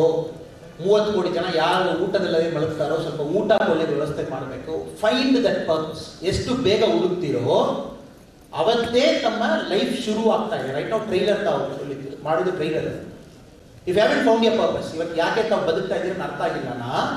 ಟ್ರೈಲರ್ ಮೋಡ್ ನಲ್ಲಿ ಇದ್ದೀರಾ, ಜಸ್ಟ್ 3 ನಿಮಿಷ 5 ನಿಮಿಷದಲ್ಲಿ ಇದ್ದೀರಾ. ಇದು ಸರಿಯಾಗಿ ಆನ್ಸರ್ ಬೇಕನ್ನ ಒಳಗೆ ಹೋಗುವಾಗ ಮಾತ್ರ ಅದು ಉತ್ತರ ಸಿಗ್ತದೆ. Go insides, be seeking knowledge. So sit with some Swamiji, sit with some yogi, sit with some nice rishi, ಯಾರೋ ಜೊತೆ ಕೂತ್ಕೊಂಡು ತಾವು ಮಾತಾಡೋದು ನಿಮ್ಗೆ ಅರ್ಥ ಆಗ್ತದೆ. ಲೈಫ್ನಲ್ಲಿ ತಾವು ಏನು ಪಾಠ ಗಿಟ್ಟ ಕಳೆದಿದ್ದೀರೋ it is only 1% of your life. ಅದು ಐಸ್ಬರ್ಗ್ ಮೇಲೆ ಜಸ್ಟ್ ಮುಟ್ಟಿ ಬಂದಿದ್ದೀರಾ ಅಷ್ಟೇ. 99% ನಮಗೆ ಗೊತ್ತಿಲ್ಲ. Correct? So find your purpose. Purpose ಬೇಗ ತಾವು ಹುಡುಕಿ, ಎಷ್ಟು ಬೇಗ ಹುಡುಕ್ತಿರೋ ಅಷ್ಟು ಒಳ್ಳೆ. Thank you sir. Hello sir, ಮಾಡ್ಬೇಕಪ್ಪ ಅಂತಂದ್ರೆ ನಮ್ಗೊಂದು ಐಡಿಯಾ ನಮ್ಮಲ್ಲಿ ಸರ್. ಅವರೇ ಸಡನ್ ಆಗಿ ಈ ಜಾಬ್ ಅಲ್ಲಿ ನನಗೆ ಅಷ್ಟೊಂದು ಸೇವೆ ಮಾಡಕ್ ಆಗ್ತಲ್ಲ ಅಂತ ಟ್ವೀಟ್ ಮಾಡಿ ಹೊರಗೆ ಬಂದ್ರೆ ನಿಮ್ಮನ್ನ ಐಡಿಯಾ ಆಗಿ ಇಟ್ಕೊಂಡಂತ ನಾವು ನಮ್ಗೆ ಏನಿಸ್ತಿದೆ, ನಿಮ್ನೆಲ್ಲ ಸಿಸ್ಟಮ್ ಹಿಡಿತಿದೆ ಅಂದ್ರೆ ನೀವು ಫ್ರೀ ವರ್ಕ್, ನಿಮ್ಗೆ ಹ್ಯಾಂಡ್ ಫ್ರೀ ಇಲ್ಲ. ನಿಮ್ಮಷ್ಟು ನೀವು ಅನ್ಕೊಂಡಿರೋ ಅಷ್ಟು ಸೇವೆನ ನಿಮ್ಗೆ ಸಿಸ್ಟಮ್ ಮಾಡಕ್ ಬಿಟ್ಟಿಲ್ಲ. ಸೊ ನೀವು ಕ್ವಿಟ್ ಮಾಡ್ತಾ ಇದ್ದೀರಾ. ಅಂದಾಗ ನಾವು ಯಾವ ರೀತಿ ಇದನ್ನ ತಗೊಳ್ಬೇಕು, ಯಾವ ರೀತಿ ವಿಚಾರ ಮಾಡಬೇಕು, ನಮಗೂ ಮೈಂಡಲ್ಲಿ ಸಡನ್ ಆಗಿ ಅದೇ ಬರುತ್ತೆ. ವೇ ಆಫ್ ಥಿಂಕಿಂಗ್ ಸೇಮ್ ಇದ್ದಾಗ ನಾವು ಮುಂದೆ ಇದನ್ನ ಮಾಡಬೇಕು ಅನ್ಕೊಂಡಾಗ ಇದೇ ಸಿಸ್ಟಮ್ ಇದ್ದಾಗ ನಮ್ಮನ್ನ ಅದು ಹಿಡಿಯುತ್ತೆ. ಅಂದಾಗ ನಾವು ಇದನ್ನ ಹೇಗೆ ಬಗೆಹರಿಸ್ಕೊಳ್ಬೇಕು ಅಂದ್ರೆ ನಾವು ಕಾಂಪ್ಲಿಟ್ ಆಗಿಬಿಟ್ಟಿದ್ದೇವೆ ಮನೆಯೊಳಗೆ. ಇದು ಖಂಡಿತವಾಗಿ ಒಂದು ಸಾಮಾನ್ಯ ಮನುಷ್ಯತಿರುವ ಒಂದು ಕ್ವೆಶ್ಚನ್. ನಾನು ಎಲ್ಲಿ ಕೂಡ ನಾನು ಟ್ವೀಟ್ ಮಾಡಿದ್ ಬಂದು ದಯವಿಟ್ಟು ಪ್ಲೀಸ್ ಅವರ್ ಸೀಕ್ರೆಟ್, ಆ ಸಿಸ್ಟಮ್ ಬಹಳ ಕೆಟ್ಟದಾಗಿದೆ, ನಾನು 10 ವರ್ಷ ಟ್ರೈ ಮಾಡಿದ್ದೀನಿ, ಚೇಂಜ್ ಮಾಡ್ಲಿಕ್ಕಾಗಿಲ್ಲ, ಆ ಥರ ಇಲ್ಲ, ಖಂಡಿತವಾಗಿಲ್ಲ. ನಾನು last day of my service, last day June 10ನೇ ತಾರೀಕು 2019 ನನ್ನ ಲಾಸ್ಟ್ ಡೇ ಅದು. First day September 3, 2011. ಬಹುಶಃ 9 ವರ್ಷದಲ್ಲಿ ಎಲ್ಲ ದಿವಸ ಕೂಡ ನಾನು ಆಫೀಸ್ ಹೋಗುವಾಗ ನಾನು ನನಗೆ ಸೆಲ್ಫ್ ಮೋಟಿವೇಟ್ ಮಾಡಿಕೊಂಡು ಹೋಗ್ತೀನಿ. ಕಾರಣ ಏನು, ಇವತ್ತು ನನ್ನಲ್ಲಿ ಯಾರೋ ಒಂದು 4-5 ಜನ ಒಂದು ಸಂತೋಷ ನನ್ನಲ್ಲಿ ಸಿಗಬಹುದಾ, ಅದು ಎಲ್ಲ ದಿವಸವಿದ್ದು ಲಾಸ್ಟ್ ಡೇ ಇರುತ್ತು. ಬಟ್ ಆ ಒಂದು ವಿಷಯ ಅರ್ಥ ಮಾಡಿಕೊಳ್ಬೇಕು ಬ್ರದರ್, ಏನಾಗ್ತದೆ 35 ವರ್ಷದಲ್ಲಿ ನಿಮ್ಮ ಚಿಂತನೆ ಬೇರೆ ಥರ ಇರ್ತದೆ. ಯಾವ ಥರ ಇರ್ತದೆ, can you do something bigger better in a positive way. ತಪ್ಪೇನು ಸರಿ ಏನಿಲ್ಲ. ಯಶವಂತ್ ಸಿನ್ಹಾ ಅವರು, ನನಗೂ ನಮ್ಮ ಯಶವಂತ್ ಸಿನ್ಹಾ ಅವ್ರಿಗೂ ಇಬ್ಬರು ಒಂದು ಕಾಮನಾಲಿಟಿ ಇದೆ. ಯಶವಂತ್ ಸಿನ್ಹಾ ಅವರು IAS ಆಫೀಸರ್, ಆಮೇಲೆ ರಿಸೈನ್ ಮಾಡಿ ಅವರು ನಮ್ಮ ಭಾರತ ಫಿನಾನ್ಸ್ ಮಿನಿಸ್ಟರ್ ಆಗಿದ್ದವರು. ನಮ್ಮ IAS ಅಕಾಡೆಮಿಯಲ್ಲಿ ನಾನು ಅವರು ಒಂದೇ ಅವಾರ್ಡ್ ತಗೊಂಡಿದ್ದೀನಿ. ನಾನು 2011ರಲ್ಲಿ ತಗೊಂಡದ್ದು ಅವಾರ್ಡು. ಅವರು 36 ವರ್ಷಕ್ಕೆ ಹಿಂದೆ ಅವರು ತಗೊಂಡಿದ್ದ ಅವಾರ್ಡ್. ಇದು ಎಸ್ಪಿರಿಟಿ ಕೋರ್ ಒಂದು ಲಬಾಸ್ನಲ್ಲಿ ಕೊಡ್ತಾರೆ. ಏನು ಅವಾರ್ಡ್ ಇದು, ಆ ಗ್ರೂಪ್ನಲ್ಲಿ ಯಾವ ಮನುಷ್ಯ ಜಾಸ್ತಿ ಲೀಡರ್ಶಿಪ್ ಎಬಿಲಿಟಿ ತೋರಿಸಿದಾನೋ ಅದು ಗ್ರೂಪೇ ಸೇರಿ ಕೊಡುವಂಥ ಅವಾರ್ಡ್. IAS IPS IFS ಸೇರಿ ವೋಟ್ ಮಾಡಿ, ಸೊ ಎಸ್ಪಿರಿಟಿ ಕೋರ್ ಅಂತ ಕೊಡ್ತಾರೆ. ಅದು ಕೊಟ್ಟಿರುವ ಕಾರಣ ಏನು, ಈ ಮನುಷ್ಯದಲ್ಲಿ ಇನ್ನೂ ಸ್ವಲ್ಪ ಕೆಪಾಸಿಟಿ ಇದೆ, ಜಾಸ್ತಿ ಇವಾಗ ಮಾಡಬಹುದು, ತಮ್ಮ ಬ್ಯಾಚ್ ತಮ್ಮ ಕೊಡುವ ಅಂಗೀಕಾರ, ಕರೆಕ್ಟ್ ಅಂಗೀಕಾರ. ಬಟ್ ಆ ರಿಯಲೈಸೇಷನ್ ಬೇಕನ್ನ ಫೀಲ್ಡ್ನಲ್ಲಿ ತಾವು ಕೆಲಸ ಮಾಡಲೇಬೇಕು. 10 ವರ್ಷ ಇರ್ಬೋದು, ಕೆಲವು ಜನ ರಿಯಲೈಸೇಷನ್ 20 ವರ್ಷದಲ್ಲಿ ಬರಬಹುದು, 30 ವರ್ಷದಲ್ಲಿ ಬರಬಹುದು. At one point of time you believe probably can you get out and do more. ಇದರಲ್ಲಿ ತಾವು ತಪ್ಪು ಕಲ್ಪನೆ ಏನು ತುಂಬಾ ಜನ ತಿಳ್ಕೊಳ್ಳೋದು, ಸಿಸ್ಟಮ್ ಅಷ್ಟೇ, ಸಿಸ್ಟಮ್ ಒಳಗಡೆ ತಾವು ಕೆಲಸ ಮಾಡುವಾಗ ಸಿಸ್ಟಮ್ ಕೆಳಗಡೆ ಕೆಲಸ ಮಾಡಲೇಬೇಕು, ಚೆನ್ನಾಗಿ ಒಳ್ಳೇದು ಮಾಡಬೇಕು. ಸಿಂಪಲ್ ಒಂದು ಎಕ್ಸಾಂಪಲ್ ಹೇಳ್ತೀನಿ. ನನಗೆ ರಿಯಲೈಸೇಷನ್ ಬಂದಿದ್ದು 2016ರಲ್ಲಿ. ಒಂದು ದಿನ ಒಂದು ಲೇಡಿ ಒಬ್ಬರು ನಮ್ಮ ಆಫೀಸ್ಗೆ ಬರ್ತಾರೆ. ಸ್ವಲ್ಪ ಜಾಸ್ತಿ ಮಾತಾಡಲೇಬೇಕು, ಬಿಕಾಸ್ ತುಂಬ ಚೆನ್ನಾಗಿ ಕ್ವೆಶ್ಚನ್ ಇರ್ತದೆ. ಸರ್, ನನ್ನ ಗಂಡ ನನಗೆ ಚೆನ್ನಾಗಿ ಹೊಡೆದ್ಬಿಟ್ಟಿದ್ದಾನೆ, ಕಣ್ಣು ಪಕ್ಕ ಒಂದು ಭಾಳ ಒಂದು ದೊಡ್ಡ ಒಂದು ಕೆಂಪತ್ತು ಫುಲ್ ಬ್ಲೂಯಿಶ್ ಆಯಿತು, ಹೊಡೆದೊಂದು 3-4 ದಿನ ಇರಬೇಕು. ನಾನು ಚಿಕ್ಕಮಗಳೂರಲ್ಲಿ SBI ಕೆಲಸ ಮಾಡುವಾಗ ನಮ್ಮ ಇನ್ಸ್ಪೆಕ್ಟರ್ ಕೇಳಿದ್ರಿ, ಹೋಗಿ ಅವ್ರ ಗಂಡ ಯಾರಾದರೂ ಎತ್ಕೊಂಡು ಬನ್ನಿ, ನಾವು ನೋಡೋಣ. ಸೊ ಹೋಗಿ ಗಂಡ ಎಸ್ಕೇಪ್ ಆಗಿ ಓಡೋಗಿದ್ದಾನೆ. ಈವ್ನಿಂಗ್ ಕರ್ಕೊಂಡು ಬಂದಿದ್ದೀನಿ ನಮ್ಮ ಆಫೀಸ್ ಬಂದ ಮೇಲೆ. ಸಾಯಂಕಾಲ ನಾನು ಎನ್ಕ್ವೈರಿ ಮಾಡಿದ್ದೀನಿ, ಯಾಕೆ ನಿಮ್ಮ ಮಗ ಹೊಡೆದಿದ್ದೀರಿ, ವೈಫ್ ಕೊಡ್ತಿದ್ದಾನೆ, ಮಗು ಕೊಡ್ತಿದ್ದಾನೆ, ಇಬ್ಬರು ಕೊಡ್ತಿದ್ದಾನೆ. ಆ ಹೇಳಿದ್ರು, ಸರ್ ನಾನು ಭಾಳ ಒಳ್ಳೆಯ ಸರ್, ನಾನು ನಿನ್ನೆ ಸ್ವಲ್ಪ ತಪ್ಪಾಗಿ ಕೈ ಹಾಕಿಬಿಟ್ಟಿದ್ದೀನಿ ಸರ್, ನನಗೆ ಕ್ಷಮೆ ಕೊಡ್ತೀನಿ, ನನ್ನ ಮೇಲೆ ಕೇಸ್ ಹಾಕಬಾರ್ದು. ನಾವು ಆದಷ್ಟು ಕೇಸ್ ಹಾಕಲ್ಲ, ಬಿಕಾಸ್ ಕೇಸ್ ಹಾಕಿದ್ರಿಂದ ಗಂಡ ಮಾತ್ರ ಜೈಲು ಹೋಗಲ್ಲ, ಇಡೀ ಫ್ಯಾಮಿಲಿಗೆ ಅದು ಕೊಲಾಪ್ಸ್ ಆಗ್ತದೆ. ನನಗದು ಭಾಳ ಥಿಂಕಿಂಗ್, ಗಂಡ ನಿನ್ನೆ ಕೆಟ್ಟವೇ ಇವತ್ತು ಒಳ್ಳೆ ವಿಧಿಯಪ್ಪ, ಭಾಳ ವಿಚಿತ್ರವಾಗಿದೆ, ಭಾಳ ಅರ್ಥ ಮಾಡಿಕೊಳ್ತೇನೆ. ಒಂದು ನಾರ್ಮಲ್ ಪೊಲೀಸ್ ಥಿಂಕಿಂಗ್ ಏನೋ, ಆ ಕ್ಷಣದಲ್ಲಿ ತಪ್ಪು ಮಾಡಿದ್ದಾನೆ, ಅವ್ರಿಗೆ ಸರಿಯಾಗಿ ಕೆನ್ನೆ ಕೊಡೋದು, ಸರಿಯಾಗಿ ಅವನಿಗೊಂದು FIR ಆಗಿ ಜೈಲಿಗೆ ಕಳಿಸೋದು, ಕರೆಕ್ಟ್. ನಮಗೊಂದು ನಾನು ಜಸ್ಟಿಸ್ ಕೊಟ್ಟಿದ್ದೀನಿ, ಧರ್ಮ ಕೊಟ್ಟಿದ್ದೀನಿ, ನಮಗೆ ಭಾವನೆ ಬರಬಹುದು. ಬಟ್ ಅದು ಆಕ್ಚುಲಿ ಧರ್ಮ ಅಲ್ಲ. ಸರ್, ಇವತ್ತು ನಾನು ಚೆನ್ನಾಗಿದ್ದೀನಿ, ನಿನ್ನೆ ತಪ್ಪು ಮಾಡಿದ್ದೀನಿ. ಅವ್ರ ಹೆಣ್ಮಕ್ಳಲ್ಲಿ ಯಾಕೆ ಅಮ್ಮ ನಿಮ್ಮ ಗಂಡ ಈ ಥರ ಹೇಳ್ತಾರೆ, ಇಲ್ಲ ಸರ್ ಯಾವಾಗಲೂ ಕುಡಿತಾನೆ ಸರ್, ವಾರಕ್ಕೆ ಒಂದು 3-4 ದಿವಸ ಕುಡಿತಾನೆ, ಅವ್ರು ಕುಡಿದ್ಬಿಟ್ಟು ಬರುವಾಗ ಈ ಥರ ಆಗ್ಬಿಡ್ತಾನೆ ಸರ್. ನನಗೆ ಸೆಕೆಂಡ್ ಕ್ವೆಶ್ಚನ್, ಯಾಕೆ ಅಪ್ಪ ನೀವು ಕುಡಿತಿದ್ದೀರಾ, ಯಾಕೆ ಕುಡಿತೀರಾ? ಬಿಕಾಸ್ ಯಾಕೆ ಹೊಡೆದಿದ್ದಾನ, ಗಂಡನಾಗಿರೋದು ಕೊಡೋದಿಲ್ಲ, ಕುಡಿದು ಕೊಡ್ತಿದ್ದಾನೆ. ಯಾಕೆ ಕುಡಿತಿದ್ದೀರಾ? ಸರ್, ಲೈಫ್ ನನಗೆ ಭಾಳ ಕಷ್ಟ ಸರ್, ಒಂದು ಕಡೆ ನಾನು ಕೆಲಸ ಮಾಡ್ತೀನಿ, ಡೈಲಿ 350 ರೂಪಾಯಿ ಖರ್ಚಿದೆ, ಸಂಬಳ ಇದೆ, 2 ಜನ ಸ್ಕೂಲಿಗೆ ಹೋಗ್ತಾರೆ, ಕಾಲೇಜ್ಗೆ ಹೋಗ್ತಾರೆ, ನನಗೆ ಡೆಸ್ಪಿರೇಷನ್ ಆಗಿಬಿಡ್ತದೆ ಸರ್, ಡೆಸ್ಪಿರೇಷನ್ ಆಗ್ತದೆ. ಅಯ್ಯೋ, ನಾವು ಲೈಫಲ್ಲಿ ಏನು ಮಾಡ್ತಾ ಇದ್ದೀವಿ, ಸಾಕ್ಲಿಕ್ಕೆ ಆಗ್ತಾ ಇಲ್ಲ, ಸಂಪಾದನೆ ಮಾಡ್ಲಿಕ್ಕೆ ಆಗ್ತಾ ಇಲ್ಲ. ನಾನು ಆ ಡೆಸ್ಪಿರೇಷನ್ ಅವಾಯ್ಡ್ ಮಾಡಲಿಕ್ಕೆ ಎಣ್ಣೆ ಹಾಕ್ತೀನಿ ಸರ್. ಎಣ್ಣೆ ಹಾಕಿದ ಮೇಲೆ ಬಂದು ನನ್ನ ಹೆಂಡತಿ ನೋಡಿದ ಮೇಲೆ ಅವ್ರು ಏನೋ ಒಂದು ಮಾತು ಹೇಳ್ತಾರೆ, ನಾರ್ಮಲ್ ಕಾನ್ವರ್ಸೇಷನ್ ಅಲ್ಲಿ ಸಿಟ್ಟು ಬಂದ್ಬಿಡುತ್ತೆ, ಹೊಡೆದ್ಬಿಡ್ತೀನಿ ಸರ್. ಓಕೆ, ಯಾಕೆ ಎಣ್ಣೆ ಹಾಕ್ತೀರಾ? Next question. ನಮ್ಮ ಕರ್ನಾಟಕದಲ್ಲಿ, ತಮಿಳುನಾಡಿನಲ್ಲಿ ನಮ್ಮ ಸರ್ಕಾರದ 25% ದುಡ್ಡು ಬರುವುದು ಎಣ್ಣೆಯಲ್ಲಿ. 25% of our states revenue comes from alcohol. Tamil Nadu is about 29%. ನಮ್ದು 35,000 ಕೋಟಿ, ಕರ್ನಾಟಕದಲ್ಲಿ 19,000 ಕೋಟಿ. ಡಿಸ್ಟ್ರಿಕ್ಟ್ ಕಲೆಕ್ಟರ್ಸ್ಗೂ monthly there is a review meeting. Last month compare ಮಾಡುವಾಗ ಈ ಮಂತ್ ನಿಮ್ಮಲ್ಲಿ ಎಣ್ಣೆ ಆಫ್ಟೇಕ್ ಕಡಿಮೆ ಆಯಿತು, ನೀವು DC ಆಗಿ ಏನು ಕೆಲಸ ಮಾಡ್ತಾ ಇದ್ದೀರಾ? Review meeting. ನಾವು DC ಮೇಲೆ ತಪ್ಪು ಹೇಳಲಿಕ್ಕಿಲ್ಲ, ಸರ್ಕಾರ ಮೇಲೆ ತಪ್ಪು ಹೇಳಲಿಕ್ಕಿಲ್ಲ. ಕಾರಣ ಏನು, ಎಣ್ಣೆದಲ್ಲಿ ಬರುವ ದುಡ್ಡೇ ಸರ್ಕಾರ ಸ್ವಲ್ಪ ಚೆನ್ನಾಗಿ ಕೆಲಸ ಮಾಡ್ಲಿಕ್ಕೆ ಹೆಲ್ಪ್ ಮಾಡ್ತಾ ಇದೆ. ಆ ದುಡ್ಡು ಎಜುಕೇಶನ್ಗೆ ಹೋಗ್ತಾ ಇದೆ, ರೋಡ್ಗೆ ಹೋಗ್ತಾ ಇದೆ. ಸರ್ಕಾರ ಮೇಲೆ ನಾನು ತಪ್ಪು ಹೇಳಲಿಕ್ಕಿಲ್ಲ, ಬಿಕಾಸ್ ಇಟ್ಸ್ ಎ ಸಿಸ್ಟಮ್. 19,000 ಕೋಟಿ ಬೇಕು. ನೆಕ್ಸ್ಟ್ ಇಯರ್ PM ಅವರು 21,000 ಕೋಟಿ ಟಾರ್ಗೆಟ್ ಸೆಟ್ ಮಾಡ್ತಾರೆ. ಕರೆಕ್ಟ್. ನೆಕ್ಸ್ಟ್ ನಾನು ಸರ್ಕಾರಕ್ಕೆ ಕೇಳಬೇಕು, CM ಫೋನ್ ಮಾಡಿ, ಯಾಕೆ ಸಾಹೇಬ್ರೆ ನೀವು ಎಣ್ಣೆ ಎಲ್ಲ ಕಡೆ ಸೇಲ್ ಮಾಡ್ತಾ ಇದ್ದೀರಾ, ಅದಕ್ಕೆ ಈ ಮನುಷ್ಯ ಕುಡಿದ್ಬಿಟ್ಟು ಹೆಂಡತಿ ಕಡೆ ಹೊಡ್ತಾನೆ, ನಾನು ಪೊಲೀಸ್ ಆಗಿ ಆ ಕೆಲಸ ಇಲ್ಲಿ ಸಾಲ್ವ್ ಮಾಡುತ್ತೆ. You understand, it's a link. Correct, it's a link. Second ಇನ್ನೊಂದು ಎಕ್ಸಾಂಪಲ್ ಹೇಳ್ತೀನಿ ತಮ್ಮೆಲ್ಲರಿಗೂ. ಮೇ ಬಿ ನಾನು ಜಾಸ್ತಿ ಟೈಮ್ ತಗೊಳ್ತಾ ಇದ್ದೀನಿ, but you to understand, it is very important. ಒಂದು ದಿನ ಉಡುಪಿಯಲ್ಲಿ ನಾನು SP ಇರುವಾಗ ಒಂದು ಸಣ್ಣ ಹುಡುಗ ಒಬ್ಬ ಕಳ್ಳತನ ಮಾಡಿದ್ದಾನೆ. ನಮ್ಮ ಆಫೀಸ್ ಕರ್ಕೊಂಡು ಬರ್ತಾರೆ. ಒಂದು 13-14 ವರ್ಷ ಇರಬೇಕು. ಒಂದು ಮನೆ ಒಳಗೆ ಕಳ್ಳತನ ಮಾಡಿದ್ದಾನೆ. ತಂದೆ ತಾಯಿ ಎಲ್ಲ ಬಂದು, ಸರ್ ಸಾರಿ ಸರ್, ತಪ್ಪು ಮಾಡಿದ್ದಾನೆ ಸರ್, ನಾವು ಬಿಡಿ ಸರ್. ಕಾನೂನು ಪ್ರಕಾರ ಬಿಡ್ಲಿಕ್ಕೆ ಅವಕಾಶ ಇಲ್ಲ. So we send to reformation school, ಸಣ್ಣ ಮಕ್ಕಳಿಗೆ ಸ್ಕೂಲ್ ಕಳಿಸಿದ್ವಿ. ಒಂದು 3 ತಿಂಗಳಾದ ಮೇಲೆ ಇನ್ನೊಂದು ಕಡೆ ಸೇಮ್ ಓಡಸ್ ಆಪರೇಟದಲ್ಲಿ ಅದೇ ತರ ಕಳ್ಳತನ ಇತ್ತು. ನಮ್ಮ ಇನ್ಸ್ಪೆಕ್ಟರ್ ಹೇಳಿ, ಸರ್ ಇದು ಆ ಹುಡುಗವೇ ಮಾಡಿರ್ಬೇಕು, ಬಿಕಾಸ್ 3 ತಿಂಗಳಿದೆ, ಇದೇ ತರ ಮೇಲೆ ಓಪನ್ ಮಾಡಿ ಒಳಗಡೆ ಬಂದಿದ್ದಾನೆ ಸರ್, ಅವನೇ ಇದೆ. ಪುನಃ ಆ ಹುಡುಗ ಎತ್ಕೊಂಡು ಬರುವ ಒಪ್ಕೊಂಡಿದ್ದಾನೆ, ಇವತ್ತು ನಾನೇ ಕಳ್ಳತನ ಮಾಡಿದ್ದೀನಿ. ನಾವು ಹೇಳಿದ್ವಿ, ಏನ್ ಮಾರೆ ಧೈರ್ಯ ನಿಮಗೂ, 13 ವರ್ಷ ಒಂದು ಕಳ್ಳತನ ಮಾಡಿ ರಿಫಾರ್ಮೇಶನ್ ಸ್ಕೂಲ್ ಹೋಗಿದ್ದೀರಾ, ಅವ್ರು ನಿಮಗೆ 13 ದಿವಸದಲ್ಲಿ ಔಟ್ಸೈಡ್ ಬಿಟ್ಟಿದ್ದಾರೆ, ಔಟ್ಸೈಡ್ ಬಂದು ಇದೇ ಮಾಡ್ತೀರಾ. ನಾವು ಹೇಳಿದ್ವಿ, ಬಲ್ಲೆ ಮಾತು ಸರ್, ನನ್ನ ತಂದೆ ತಾಯಿ ನೀವು ನೋಡಿ, ನನ್ನ ಮನೆ ಪರಿಸ್ಥಿತಿ ಬಂದು ನೋಡಿ, ನಾನು ಎಲ್ಲಿ ಇದ್ದೀನಿ, ಒಂದು ಸ್ಲಮ್ ತರ ಒಂದು ಪ್ರದೇಶದಲ್ಲಿ ಇದ್ದೀನಿ, ಸ್ಲಮ್.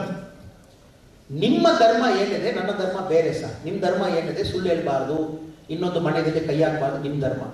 ನನ್ನ ಧರ್ಮ ಅದಲ್ಲ. ಬಿಕಾಸ್ ಧರ್ಮ ಎಲ್ಲಿ ಬರುತ್ತೆ ಸರ್, ಹೊಟ್ಟೆ ಚೆನ್ನಾಗಿ ಆದ್ಮೇಲೆ ಧರ್ಮ ಬರುವುದು ನೆಕ್ಸ್ಟ್.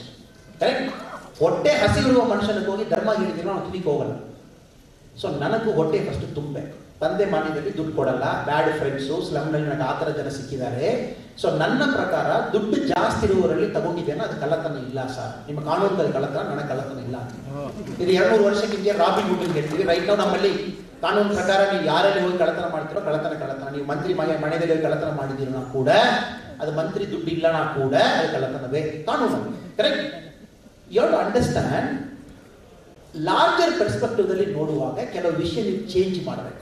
ಯಾವ ತರ ಚೇಂಜ್ ಮಾಡಬೇಕು? ಒಂದು, ಯಾಕೆ ಸರ್ಕಾರಕ್ಕೂ 25% ದುಡ್ಡು ಬಂದು ಆಲ್ಕೋಹಾಲ್ನಲ್ಲಿ ಬರಬೇಕು, ನಂಬರ್ 1. ನಂಬರ್ 2, ಯಾಕೆ ಬಂದು ಸರ್ಕಾರ ಸ್ಕೂಲ್ನಲ್ಲಿ ಫೆಸಿಲಿಟೀಸ್ ಬಹಳ ಕೊರತೆ ಇರಬೇಕು. ಬಿಕಾಸ್ ಇದೆಲ್ಲ ನನಗೆ ಪೊಲೀಸಿಂಗ್ ಅಫೆಕ್ಟ್ ಆಗ್ತಾ ಇದೆ. 10 ವರ್ಷ ಆದ ಮೇಲೆ ಪೊಲೀಸಿಂಗ್ ಅಫೆಕ್ಟ್ ಆಗುತ್ತೆ. 3ನೇದು, ನಾವು ಎಲ್ಲಾ ಹೆಣ್ಮಗಳು ಕೇಳ್ತೀವಿ, ಒಂದು ಹೆಣ್ಮಗಳು ಗಂಡು ಮಗಳು ಸಮಾನ. ಬಟ್ ಮನೆಗೆ ಹೋದ ಮೇಲೆ ಗಂಡು ಮಗ ಆ ಥರ ಬಿಹೇವ್ ಮಾಡಲ್ಲ. ನಮ್ಮ ಮಗುಗೆ ಗೊತ್ತದೆ, ನಮ್ಮ ತಾಯಿ ಇನ್ಫೀರಿಯರ್ ತರ ಕಾಣ್ತದೆ, ಬಿಕಾಸ್ ತಂದೆ ಆ ಥರ ಬಿಹೇವ್ ಮಾಡ್ತಾ ಇದೆ. ಇದು ಸೊಸೈಟಿ ಕರೆಕ್ಷನ್. ಸೊ ತಾವು IPS ಆಫೀಸರ್ ಹೋಗಬೇಕಾ? ಎಸ್, ತಾವು ಕರೆಕ್ಟ್ ಮಾಡುವುದು ಒಂದು ವಿಷಯ. ಚಕ್ರವರ್ತಿ ಸೂಲೇಬೈರವರು ಕರೆಕ್ಟ್ ಮಾಡುವುದು ಇನ್ನೊಂದು ವಿಷಯ. ಸ್ವಾಮೀಜಿ ಕರೆಕ್ಟ್ ಮಾಡುವುದು ಇನ್ನೊಂದು ವಿಷಯ. ಕರೆಕ್ಟ್. ಮೇಲೆ ಇರುವ ಕೆಳಗಡೆ ಇರುವ ಟೀಚರ್ಸ್ ಕರೆಕ್ಟ್ ಮಾಡೋದು ಇನ್ನೊಂದು ವಿಷಯ. ನೀವೆಲ್ಲ ಕರೆಕ್ಷನ್ ಮಾಡ್ತಾ ಇದ್ದೀರಾ ಈ ಸಮಾಜದಲ್ಲಿ. ಇದರಲ್ಲಿ ತಾವು ಬೇಜಾರು ಮಾಡಿಕೊಳ್ಳುವುದು, ಡಿಮೋಟಿವೇಟ್ ಮಾಡುವುದು ಇಲ್ಲ. ಸಿಸ್ಟಮ್ ಕೆಲವು ಜನ ಔಟ್ಸೈಡ್ ಬರಲೇಬೇಕು. ಕಾರಣ ಏನು? ಔಟ್ಸೈಡ್ ಬರುವಾಗ ನನಗೆ ಸಿಸ್ಟಮ್ ಪರ್ಸ್ಪೆಕ್ಟಿವ್ ಇರ್ತದೆ. ಕರೆಕ್ಟ್. ನಾನು ಔಟ್ಸೈಡ್ ಬರುವಾಗ ಮಾತ್ರ ಸಿಸ್ಟಮ್ ಬೇಗ ಬದಲಾವಣೆ ಮಾಡಲಿ ನನಗೆ ಒಂದು ಐಡಿಯಾ ಇರ್ತದೆ. ಸಿಸ್ಟಮ್ನಲ್ಲಿ ನಿಮ್ಮ ತರ ಅವ್ರ ತರ ಬಲ್ಲೆ ಇರಬೇಕು. ಯಾಕೆಂದ್ರೆ ಸಿಸ್ಟಮ್ನಲ್ಲಿ ಎಲ್ಲ ಕೆಟ್ಟವರು ಕೂತ್ಕೊಂಡು ಬಿಟ್ಟಿದ್ದೀರಲ್ಲ, ಸಾಮಾನ್ಯ ಮನುಷ್ಯಕ್ಕೆ ಸಿಕ್ಕುವ ವಿಚಾರಣೆ ಸಿಕ್ಕಲ್ಲ. Don't understand. ಇದು ನಮ್ಮ ಭಾರತೀಯರು ತಮಿಳದಲ್ಲಿ ಹೇಳ್ತಾರೆ. ಭಾರತೀಯರು ನಮ್ಮಲ್ಲಿ ಒಂದು ಒಳ್ಳೆಯ ಕವಿ ಒಬ್ಬರು 100 ವರ್ಷಕ್ಕಿಂತ ಇವ್ರು ಹೇಳ್ತಾರೆ, ಹಳೆಯದು ಹೋಗ್ತಾ ಇರಬೇಕು, ಹೊಸದು ಬರ್ತಾ ಇರಬೇಕು. ಸೈಕಲ್ ಲೈಫ್ನಲ್ಲಿ ಹಳೆಯನ್ನ ಕಲಿದಲು ಹೊಸದನ್ನ ಮುಗುದಲು ಹೇಳ್ತಾರೆ. Literal Tamil to Kannada translation. ಹಳೆಯದು ಹೋಗ್ತಾ ಇರಬೇಕು. ನಮ್ದೆಲ್ಲ ಬಂದಿದ್ದೀವಿ, ನಾವೆಲ್ಲ ಬಂದು 1984 ಮಾಡಿ 10 ವರ್ಷ ಮಾಡಿದೀವಿ. ಇದೇ ಎಕ್ಸ್ಪೀರಿಯನ್ಸ್ ತಗೊಂಡು ಔಟ್ಸೈಡ್ ಬಂದು ಸಿಸ್ಟಮ್ ಕರೆಕ್ಷನ್ ಬಂದಿದ್ದೀವಿ. ನೀವು ಸಿಸ್ಟಮ್ ಒಳಗಡೆ ಬರಬೇಕು. ನೀವು 10 ವರ್ಷ 20 ವರ್ಷ 35 ವರ್ಷ ಇಷ್ಟ ಇದೆ, ಫುಲ್ ಸರ್ವಿಸು ಮಾಡಿ ಬರಬೇಕು. ಇದರಲ್ಲಿ ಕಂಪ್ಯಾರಿಸನ್ ಬೇಡ. ಕಂಪ್ಯಾರಿಸನ್ ಬೇಡ. ಇದು ದೊಡ್ಡ ಬೆರಳಕ್ಕೂ ಸಣ್ಣ ಬೆರಳಕ್ಕೂ ಮಾಡುವ ಕಂಪ್ಯಾರಿಸನ್. ನೀವು ಅಣ್ಣಾಮಲೈ ಸಿಸ್ಟಮ್ ಬಿಟ್ಟು ಹೋಗಿದ್ದೀರಾ, ನಾನು ಸಿಸ್ಟಮ್ ಒಳಗಡೆ ಹೋಗಲ್ಲ. ನಾನು ಸಿಸ್ಟಮ್ ಬಿಟ್ಟು ಯಾಕೆ ಬಂದಿದ್ದೀನಿ? ಸಿಸ್ಟಮ್ ಕೆಟ್ಟದನ್ನು ಬಂದಿಲ್ಲ. ಸಿಸ್ಟಮ್ ಇನ್ನು ಸ್ವಲ್ಪ ಎಫಿಷಿಯಂಟ್ ಮಾಡಬಹುದಾ? ಯಾರು ಎಫಿಷಿಯಂಟ್ ಮಾಡಬಹುದು? ಸಿಸ್ಟಮ್ ಬಗ್ಗೆ ಗೊತ್ತಿರೋರು ಮಾತ್ರ ಮಾಡಬಹುದು. ಕರೆಕ್ಟ್. ಸೊ ದಯವಿಟ್ಟು don't have any demotivation. You have a purpose, get it to it. You work as a police officer, no problem. You work as an IAS officer, no problem. One time you might believe at the age of 50, ನಾನು ಸೂಲೇಬೆಲ್ ತರ ಯಾಕೆ ಮಾಡಬಾರ್ದು? ಅವ್ರು ಮಾಡೋ ಕೆಲಸ ಸರ್ಕಾರ text book ನಲ್ಲಿ ಇಲ್ಲ. ಏನ್ ಮಾಡ್ತಾರೆ? ಹಳೆಯಲ್ಲಿ ಎಲ್ಲಿ ಎಲ್ಲ ಕೆರೆ ಹೋಗುತ್ತೋ ಕೆರೆ ಮಾಡಿಸೋದು. ಕರೆಕ್ಟ್. ಎಲ್ಲ ಯುವಕರು ಮೋಟಿವೇಟ್ ಮಾಡಿ ಸೆನ್ಸ್ ಆಫ್ ವಾಲಂಟಿಯರಿಸಮ್ ತಗೊಂಡು ಬರೋದು, ನ್ಯಾಷನಲಿಸಮ್ ಪ್ರೈಡ್ ತಗೊಂಡು ಬರೋದು. ಸರ್ಕಾರಿ ಆಫೀಸ್ ನೋಟ್ಬುಕ್ ನಲ್ಲಿ ಇಲ್ವೇ ಇಲ್ಲ ಅಲ್ವಾ? ಇವರೇ ಮಾಡಬೇಕು. ಸರ್ಕಾರಿ officer IAS officer IPS officer ನಮಗೆ ಮಾಡಬೇಕು ಸರ್ಕಾರ ಹೇಳಿಲ್ಲ, ನಾವು ಮಾಡಲ್ಲ. ನಾವು ಮಾಡಿದ್ರೆ ಬೇರೆ ಆಗಿರುತ್ತೆ. Correct? So don't compare myself to yourself. Annamalai is Annamalai because ನನ್ನ ಮೌಲ್ಡ್ ದೇವರು ಮಾಡಿ ಒಡೆದು ಬಿಸಾಡಿದ್ದಾರೆ. I unique. ಚಕ್ರವರ್ತಿ ಸೂಲೈಬೇನು ಆ ಮೌಲ್ಡ್ ಒಡೆದು ದೇವರು ಬಿಸಾಡಿಬಿಟ್ಟಿದ್ದಾರೆ. So you are you have to do bigger than us, better than us. ನೀವು 35 ವರ್ಷ IAS ಆಫೀಸರ್ ಆಗಿ ದೊಡ್ಡದು ಮಾಡಿ, ಅದ್ರ ಬಗ್ಗೆ ಏನಿಲ್ಲ. ಆರ್ ಟೀಚರ್ ಆಗಿ ದೊಡ್ಡದು ಮಾಡಿ, ಆರ್ ಪೊಲಿಟಿಷಿಯನ್ ಆಗಿ ದೊಡ್ಡದು ಮಾಡಿ. So don't have a comparison brother. Comparison ಬೇಡ. ಕರೆಕ್ಟ್. ಇದು ಒಂದು ದಾರಿಯಲ್ಲಿ 10 ಜನ ನಡ್ಕೊಂಡು ಹೋಗುವಾಗ 10 ಜನ ಕ್ಯಾಚ್ ಮಾಡಿದ್ರೆ 10 ಜನಕ್ಕೆ 10 ಮೈಂಡ್ ಸೆಟ್ ಇರ್ತದೆ. ಆ ಥರ ತಮಗೊಂದು ಮೈಂಡ್ ಸೆಟ್, ನನಗೊಂದು mind set. Encourage you to get into the system, understand the system, solve the problem. One fine day, if you have the courage to come out and do bigger things, please come. ಸರಿಯಾ brother? Thank you so much. Problem solving generation ಅಂದ್ರೆ inspect of religion ನವಭಾರತಕ್ಕೆ ಅಡ್ಡಿಯಾಗುತ್ತಿರುವ ಧಾರ್ಮಿಕ ಮೂಲಭೂತವಾದಿ ಸಮಸ್ಯೆಗಳಿಗೆ ಈ youth generation ಯಾವ ತರ ರೆಸ್ಪಾನ್ಸ್ ಕೊಡ್ಬೇಕಂತ ಸರ್, ಸಮಾಜಾತ್ಮಕವಾಗಿ ಅಥವಾ ಆಡಳಿತಾತ್ಮಕವಾಗಿ? ನಮ್ಮ ಯುವಕರೆಲ್ಲ ಸ್ವಾಮೀಜಿಯವರು ಅಲ್ಲಿ ಭೇಟಿಯನ್ನು ಕೊಟ್ಟಿದ್ದಾರೆ, ಮಾತಾಜಿಯವರು ಭೇಟಿಯನ್ನು ಕೊಟ್ಟಿದ್ದಾರೆ. ಈ ಸಭೆಯಲ್ಲಿ ಸೇರಿದವರಿಗೆ ಎಲ್ಲರಿಗೂ ನಾನು ಕೇಳ್ಕೊಳ್ಳೋದು ಏನಂತಂದ್ರೆ, ಸ್ವಾಮೀಜಿ ಅವರಿಂದ, ಸೋಲಿಬೆಲಿ ಅವರಿಂದ, ಅವರು ಅಣ್ಣಾಮಲೈ ಅವರಿಂದ ಒಂದು ಸಣ್ಣ ಪ್ರಶ್ನೆ ಅನ್ನೋದಕ್ಕಿಂತ ಈ ಸಲಹೆ, ತಾವೆಲ್ಲ ಸಲಹೆ ಕೊಡಬೇಕು. ನಮ್ಮ ಚಿಕ್ಕ ಮಕ್ಕಳಲ್ಲಿ ನಾವು ಯಾವ ರೀತಿ ಸಂಸ್ಕಾರವನ್ನು ನೀಡ್ತಾ ಇದ್ದೀವಿ, ಯೋಗ ಪಡೆದ ನಮ್ಮ ಭಾರತೀಯ ಸಂಸ್ಕೃತಿ, ಭಾರತೀಯ ಪರಂಪರೆ ಬಗ್ಗೆ ಸ್ವಾಮೀಜಿಯವರು ನೋಡಿದ್ದಾರೆ ನಮ್ಮ ಕ್ಲಾಸ್ ಅನ್ನ. ಈಗಾಗಲೇ ನಾವು ಧಾರವಾಡದಲ್ಲಿ 3 ಶಾಲೆಗಳು ಗೊತ್ತಾಯ್ತು. Thank you. ಇದನ್ನು ನೀವು ಪ್ರತ್ಯೇಕವಾಗಿ ಸ್ವಾಮೀಜಿನ ಕೇಳಿದ್ರು ತುಂಬ ಚೆನ್ನಾಗಿ ಹೇಳ್ಬಿಡ್ತಾರೆ. ಇಲ್ಲಿ ಓಪನ್ ಆಗಿ ಕೇಳಬೇಕಾದಷ್ಟು ಅರ್ಥನೇ ಅಗತ್ಯ. ಬಟ್ ತುಂಬ ಸ್ಪಷ್ಟವಾಗಿರುವಂಥ ಒಂದು ಪ್ರಶ್ನೆ ಇದೆ. ಧಾರ್ಮಿಕ ಮೂಲಭೂತವಾದ ಇಂಡಿಯಾನ ಗ್ರಿಪ್ ಮಾಡ್ಕೊಳ್ತಾ ಇದೆ ಅಂತ ಅನ್ನಿಸ್ತಿದೆ. ಆದರೆ ದ ಸೆಕೆಂಡ್ ಪಾರ್ಟ್ ನೋಡಿ, ಧಾರ್ಮಿಕ ಮೂಲಭೂತವಾದ ಇಂಡಿಯಾದಲ್ಲಿ ಸಾಯ್ತಿದೆ ಅಂತ. ಒಂದು ಕಾಲದಲ್ಲಿತ್ತು, ನೀವು 370 ಆರ್ಟಿಕಲ್ನ ಅಬ್ರೋಗೇಟ್ ಮಾಡಿದ್ರೆ ಇಡೀ ದೇಶದಲ್ಲಿ ಬೆಂಕಿ ಹೊತ್ಬಿಡುತ್ತೆ, ಇಡೀ ದೇಶ ಸ್ಟ್ಯಾಂಡ್ ಸ್ಟಿಲ್ ಬಂದ್ಬಿಡುತ್ತೆ, ದೇಶ ನಡೆಯದೇ ಇಲ್ಲ ಅನ್ನುವಂಥ ವಾತಾವರಣ ಇತ್ತು. 370 ಹೋಯ್ತು, ದೇಶದಲ್ಲಿ ಏನೂ ಆಗಲೇ ಇಲ್ಲ. ಫೈನ್. ಈ ದೇಶದಲ್ಲಿ CAA ಬಗ್ಗೆನೇ ಚರ್ಚೆ ಇರೋದ್ರಿಂದ ಅದನ್ನ ನಾನು ಹೇಳಲಿಕ್ಕೆ ಇಚ್ಛೆ ಪಡ್ತೀನಿ. CAA ತಗೊಂಡ್ ಬಂದ್ಬಿಟ್ರೆ ಈ ದೇಶದಲ್ಲಿ ಏನೋ ಪ್ರಾಬ್ಲಮ್ ಆಗ್ಬಿಡುತ್ತೆ ಅಂತಂದ್ರು. ಓವರ್ ನೈಟ್ CAA ಬಂದ್ಬಿಡ್ತು, CAA ಆಯ್ತು, CAA ಬಂತು, ಅಲ್ಲೆಲ್ಲ ಗಲಾಟೆ ಶುರುವಾಗುತ್ತೆ ಅಂತ ಅನ್ಕೊಂಡ್ರು. ಮೊದಲ 2 ದಿನಗಳ ಕಾಲ ಗಲಾಟೆ ಹೆಂಗ್ ನಡೀತು ಅಂತಂದ್ರೆ, ಪೆಟ್ರೋಲ್ ಬಾಂಬ್ ಹಾರಿಕೆ ಮಾಡಲಾಯ್ತು, ಕಲ್ಲು ಹೊಡಿಲಾಯ್ತು, ಎಲ್ಲ ಆಯ್ತು. ಆಮೇಲೆ ಉತ್ತರ ಪ್ರದೇಶ ಶುರು ಮಾಡ್ತು. ಯಾರ್ಯಾರು ಸರ್ಕಾರಿ ಆಸ್ತಿಗಳನ್ನ ನಷ್ಟ ಮಾಡ್ತಾರೋ ಕೋರ್ಟಿನ ಆದೇಶದ ಪ್ರಕಾರ ಅವ್ರ ಮೇಲೆ ಕೇಸ್ ಹಾಕಿ ಅವರಿಂದಲೇ ಅದನ್ನ ರಿಕವರ್ ಮಾಡ್ಕೊಳ್ತೀವಿ ಅಂತ ಹೇಳಿದ ನಂತರ ಇದ್ದಕ್ಕಿದ್ದಂತೆ ಪ್ರತಿಭಟನಾ ಶೈಲಿಯೇ ಚೇಂಜ್ ಆಯ್ತು. ಪ್ರತಿಭಟನೆ ಮಾಡಬಾರದು ಅಂತ ಯಾರಾದ್ರೂ ಹೇಳಿದ್ರೆ ದೊಡ್ಡ ತಪ್ಪು ಅಂತ ಬಹುಶಃ ಅಣ್ಣಾಮಲೈ ಇರೋದನ್ನ ಒಪ್ಲಿಕ್ಕಿಲ್ಲ. ಯಾವತ್ತೋ ಒಂದು ದಿನ ಗವರ್ಮೆಂಟ್ ಮಾಡಿರುವಂತ ಈ ಕೆಲಸ ನನಗೆ ಇಷ್ಟ ಆಗ್ಲಿಲ್ಲ ಅಂತಂದ್ರೆ ಡೆಫಿನೆಟ್ಲಿ ನನಗೊಂದು ರೈಟ್ಸ್ ಇಂದ ನಾನು ಬರ್ತೀನಿ, ನಾನು ಇದು ಸರಿ ಇಲ್ಲ ಅಂತ ಗವರ್ಮೆಂಟ್ ಮುಂದೆ ಅಹವಾಲು ಮಂಡಿಸ್ತೀನಿ. ಹೇಗೆ ಮಂಡಿಸಬೇಕು ಅನ್ನೋದು ದೊಡ್ಡ ಪ್ರಶ್ನೆ. ಆದರೆ CAA ವಿಚಾರವಾಗಿರುವಂತ ದೊಡ್ಡ ದೌರ್ಭಾಗ್ಯಕರ ಸಂಗತಿ ಏನು ಅಂತಂದ್ರೆ, CAA ವಿರುದ್ಧವಾಗಿ ಪ್ರತಿಭಟಿಸುತ್ತಿರುವಂತ ಯಾರೊಬ್ಬರಿಗೂ ಇನ್ ಸಿಂಗಲ್ ಕೋರ್ಟ್ ಯಾರೊಬ್ಬರಿಗೂ CAA ಅಂದ್ರೆ ಏನು ಅಂತಾನೆ ಗೊತ್ತಿಲ್ಲ. ಇದರ ಮುಂಚೂಣಿಯಲ್ಲಿದ್ದಂತ ಸ್ವರಾ ಭಾಸ್ಕರ್ ನನ್ನ ABP ನ್ಯೂಸ್ ನಲ್ಲಿ ಮಾತನಾಡ್ತಿರ್ಬೇಕಾದ್ರೆ ಆಕೆ CAA ಬಗ್ಗೆ ಮಾತನಾಡ್ತಾ ಇದರಿಂದ ಜನರಲ್ಲಿ ಭಯ ಹುಟ್ಟುತ್ತಾ ಇದೆ, ಜನರಿಗೆ ಹಂಗ್ ಮಾಡ್ಬಿಡ್ತಾರೆ, ಹಿಂಗ್ ಮಾಡ್ಬಿಡ್ತಾರೆ ಅಂತ ಕೇಳಿದಾಗ ಆಂಕರ್ ಕೇಳ್ತಾಳೆ, ಕೂಸು ಹುಟ್ಟೋಕ್ಕಿಂತ ಮುಂಚೆ ಅದರ ಮುಂಡನ ಮಾಡಿಸ್ಲಿಕ್ಕೆ ಹೊರಡಿಸ್ತಿದ್ದೀರಾ ನೀವು? ಇದರಲ್ಲಿ ಏನಾದ್ರೂ ಪ್ರಾವಧಾನಗಳನ್ನು ಓದಿದ್ದೀರಾ ಅಂತ ಕೇಳಿದ್ರೆ ಲೀಡರ್ ಆಗಿರುವಂತ ಸ್ವರಾ ಭಾಸ್ಕರ್ಗೆ ಅದರಲ್ಲಿ ಏನಿದೆ ಅಂತ ಗೊತ್ತಿಲ್ಲ ಅಂತ. After all these days they are exposing themselves. ಇದು ಬಹಳ ಒಳ್ಳೆಯ ಸಂಗತಿ. ಯಾರ್ಯಾರು ಈ ದೇಶದಲ್ಲಿ ಭಯವನ್ನು ಹುಟ್ಟಿಸ್ಲಿಕ್ಕೆ ಪ್ರಯತ್ನ ಮಾಡ್ತಿದ್ರೋ, ಕಳೆದ 7 ದಶಕಗಳಿಂದ ಈ ದೇಶದಲ್ಲಿ ಈ ಕಲ್ಲನ್ನು ತೆಗೆದು ಇಲ್ಲಿಟ್ಟರೆ ಗಲಾಟೆ ಆಗ್ಬಿಡುತ್ತೆ, ಬೆಂಕಿ ಹೊತ್ಕೊಳ್ಳುತ್ತೆ ಅಂತ ಭಯ ಹುಟ್ಟಿಸ್ಲಿಕ್ಕೆ ಪ್ರಯತ್ನ ಮಾಡ್ತಿದ್ರೋ, ಅವರೆಲ್ಲರೂ ಎಷ್ಟು ಶಕ್ತಿ ವಿಹೀನರಾಗಿ ಕೆಲಸಕ್ಕೆ ಬಾರದಂತೆ ಬಿದ್ದಿದ್ದಾರೆ ಅಂತಂದ್ರೆ, ದೇಶದಲ್ಲಿ ಇವರೆಲ್ಲರೂ ಪ್ರತಿಭಟನೆ ನಡೆಸ್ತಾ ಇರುವಾಗಲೇ ಗುಜರಾತ್ಗೆ ಟ್ರಂಪ್ ಬಂದಿದ್ದಾರೆ. ಈಗ ಮೊಟೆರಾ ಸ್ಟೇಡಿಯಂನಲ್ಲಿ 1,10,000 ಜನ ಕಿಕ್ಕಿರಿದು ಸೇರಿದ್ದಾರೆ. ಅಂದ್ರೆ ನಿಮ್ಮ ಪ್ರತಿಭಟನೆ ಏನು ನಮಗೆ ಎಫೆಕ್ಟೇ ಮಾಡ್ತಾ ಇಲ್ಲ ಎನ್ನುವಷ್ಟರ ಮಟ್ಟಿಗೆ ಈ ದೇಶ ಸಹಜವಾಗಿ ನಡ್ಕೊಂಡು ಹೋಗ್ತಾ ಇದೆಯಲ್ಲ, ಇದು ದೇಶ ಕೊಡ್ತಾ ಇರುವಂತ ಎಚ್ಚರಿಕೆ ಅಂತ ನನಗೆ ತುಂಬಾ ವಿಶೇಷವಾಗಿ ಅನಿಸುತ್ತೆ. ಎರಡನೇದು, ದೇಶ ಹಿಂದೆಂದೂ ಇಲ್ಲದಷ್ಟು ವ್ಯಾಪಕವಾದ ರಾಷ್ಟ್ರೀಯತೆಯ ಕಡೆಗೆ ಹೊರಟಿದೆ. ಎಷ್ಟು ರಾಷ್ಟ್ರೀಯತೆ ಕಡೆ ಹೊರಡಿದೆ ಅಂತಂದ್ರೆ, ಪಾಕಿಸ್ತಾನ್ ಜಿಂದಾಬಾದ್ ಅಂತ ಹೇಳಿದ ಒಂದು ಹೆಣ್ಣು ಮಗಳನ್ನ ಐ ಆಮ್ ಸಾರಿ, ನಾನು ಐ ನೇಮ್ OIC ಮೈಕು ಕಿತ್ಕೊಳ್ಳೋ ಮಟ್ಟಿಗೆ. ಯಾವ OIC ನನಗೆ ಜನಗಣಮನ ಹೇಳೋದು ಇಷ್ಟ ಆಗಲ್ಲ, ಹೀಗಾಗಿ ನಾನು ಹೇಳೋದಿಲ್ಲ, ನಾನು ಜನಗಣಮನ ಹಾಡುವಾಗ ನಿಂತ್ಕೊಳ್ಬೇಕು ಅಂತಾನೂ ಇಲ್ಲ ಅಂತ ಹೇಳ್ತಿದ್ನೋ, ಯಾವ ಓವೈಸಿ 15 ನಿಮಿಷ ಕೊಟ್ಟರೆ ಈ ದೇಶದ ಚರಿತ್ರೆ ಬದಲಾಯಿಸ್ತೀನಿ ಅಂತ ಹೇಳ್ತಿದ್ನೋ, ಯಾವ ಓವೈಸಿ ತಿರಂಗ ಹಿಡಿಬೇಕು ಅಂತಂದ್ರೆ 100 ಬಾರಿ ಯೋಚನೆ ಮಾಡ್ತಿದ್ನೋ, ಆ ಓವೈಸಿ ಪಾಕಿಸ್ತಾನ್ ಜಿಂದಾಬಾದ್ ಅಂತ ಯು ಕ್ಯಾನಾಟ್ ಸೇ ದಿಸ್ ಅಂತ ನಮ್ಮ ಹುಡುಗಿ ಬಂತು. ನನಗೆ ನೋಡೋದು ವೆರಿ ಗುಡ್. ಭಾರತ ಬದಲಾವಣೆ ಆಗ್ತಾ ಇದೆ ಅನ್ನೋದಕ್ಕೆ ಇದಕ್ಕಿಂತ ಹೆಚ್ಚಿನ ಸಂಗತಿ ಇನ್ನೇನು ಬೇಕು? ಇವತ್ತಿನ ವಾಸ್ತವ ಸಂಗತಿ ಹೇಗಿದೆ ಅಂತಂದ್ರೆ, ಇಡೀ ದೇಶದ ಪ್ರತಿಯೊಬ್ಬರೂ ಕೂಡ ಪ್ರತಿಭಟನೆಗೆ ತಿರಂಗ ಬಳಸಬೇಕು ಎನ್ನುವ ಮಟ್ಟಿಗೆ ಬಂದಿದೆಯಲ್ಲ. ಅಜೆಂಡಾ ಏನೋ ಇರ್ಬೋದು, ಆದರೆ ವ್ಯಾಪಕವಾದ ಸ್ಥೂಲ ಸ್ವರೂಪದ ಬದಲಾವಣೆ ಕಂಡು ಬಂದಿದೆಯಲ್ಲ. ನನ್ನ ಮತ್ತು ನಿಮ್ಮ ಜವಾಬ್ದಾರಿ ಏನು ಅಂದ್ರೆ, ಈ ಸ್ಥೂಲ ಸ್ವರೂಪದ ಬದಲಾವಣೆಯನ್ನ ಸೂಕ್ಷ್ಮ ಸ್ಥಿತಿಗೆ ತೆಗೆದುಕೊಂಡು ಹೋಗಬೇಕಾಗಿರುವಂತ ಅಗತ್ಯ ಇದೆ. If it all any Muslim in this audience group, ನಾನು ಅವ್ರನ್ನ ಕೇಳ್ಕೊಳ್ಬೇಕಾಗಿರೋದು ಒಂದೇ ಒಂದು ಏನು ಅಂತಂದ್ರೆ, ಜಗತ್ತಿನ ಅನೇಕ ಮುಸಲ್ಮಾನರು ಅಥವಾ ಕೋಟ್ಯಂತರ ಮುಸಲ್ಮಾನರು ಸಂಕಟದಲ್ಲಿದ್ದಾರೆ. ಜಗತ್ತಿನ ಯುರೋಪಿನ ಪ್ರತಿಯೊಂದು ರಾಷ್ಟ್ರಗಳು ಕೂಡ ನಮ್ಮೊಳಗೆ ಬಂದಿರುವಂತ ರೆಫ್ಯೂಜಿಗಳಾಗಿ ಬಂದಿರುವಂತವ್ರನ್ನ ಓಡಿಸಬೇಕು, ಅವರಿಗೆ ಅದು ಕೊಡಬಾರದು ಇದು ಕೊಡಬಾರದು ಅಂತ ಗಲಾಟೆ ಮಾಡ್ತೀವಿ. ಚೀನಾದಲ್ಲಿ ಉಯ್ಗುರ್ ಮುಸಲ್ಮಾನರಿಗೋಸ್ಕರ ಡಿಟೆನ್ಷನ್ ಕ್ಯಾಂಪ್ ಅನ್ನ ಮಾಡಿ ಅಲ್ಲಿರುವಂತ ಕುರಾನ್ ಅನ್ನ ಸೋಷಿಯಲಿಸ್ಟಿಕ್ ಐಡಿಯಾಗೋಸ್ಕರ ಬದಲಾಯಿಸಲಾಗಿದೆ. ನೀವು ಜಗತ್ತಿನ ಅನೇಕ ರಾಷ್ಟ್ರಗಳು, ಆಸ್ಟ್ರೇಲಿಯಾದಲ್ಲಿ ಸ್ಪಷ್ಟವಾಗಿ ಹೇಳಲಾಗಿದೆ, ನಮ್ಮ ನಿಯಮಕ್ಕೆ ತಕ್ಕಂತೆ ಬದುಕೋದಿದ್ರೆ ಬದುಕಿ, ಇಲ್ಲ ಅಂದ್ರೆ ನಿಮ್ಮ ದೇಶವನ್ನ ಬೇರೆ ನೋಡ್ಕೊಳ್ಳಿ ಅಂತ.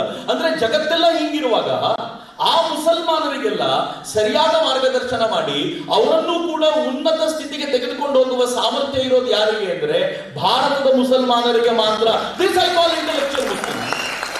ಈ ಇಂಟೆಲೆಕ್ಚುಯಲ್ ಮುಸ್ಲಿಮ್ಸು ಯಾಕೆ ಗೊತ್ತೇನು? They are nourished by Indian culture. ಅವರು ಪೂರ್ತಿ ಆವೃತಗೊಂಡಿರೋದು ಭಾರತೀಯ ಸ್ಥಿತಿಯಿಂದ.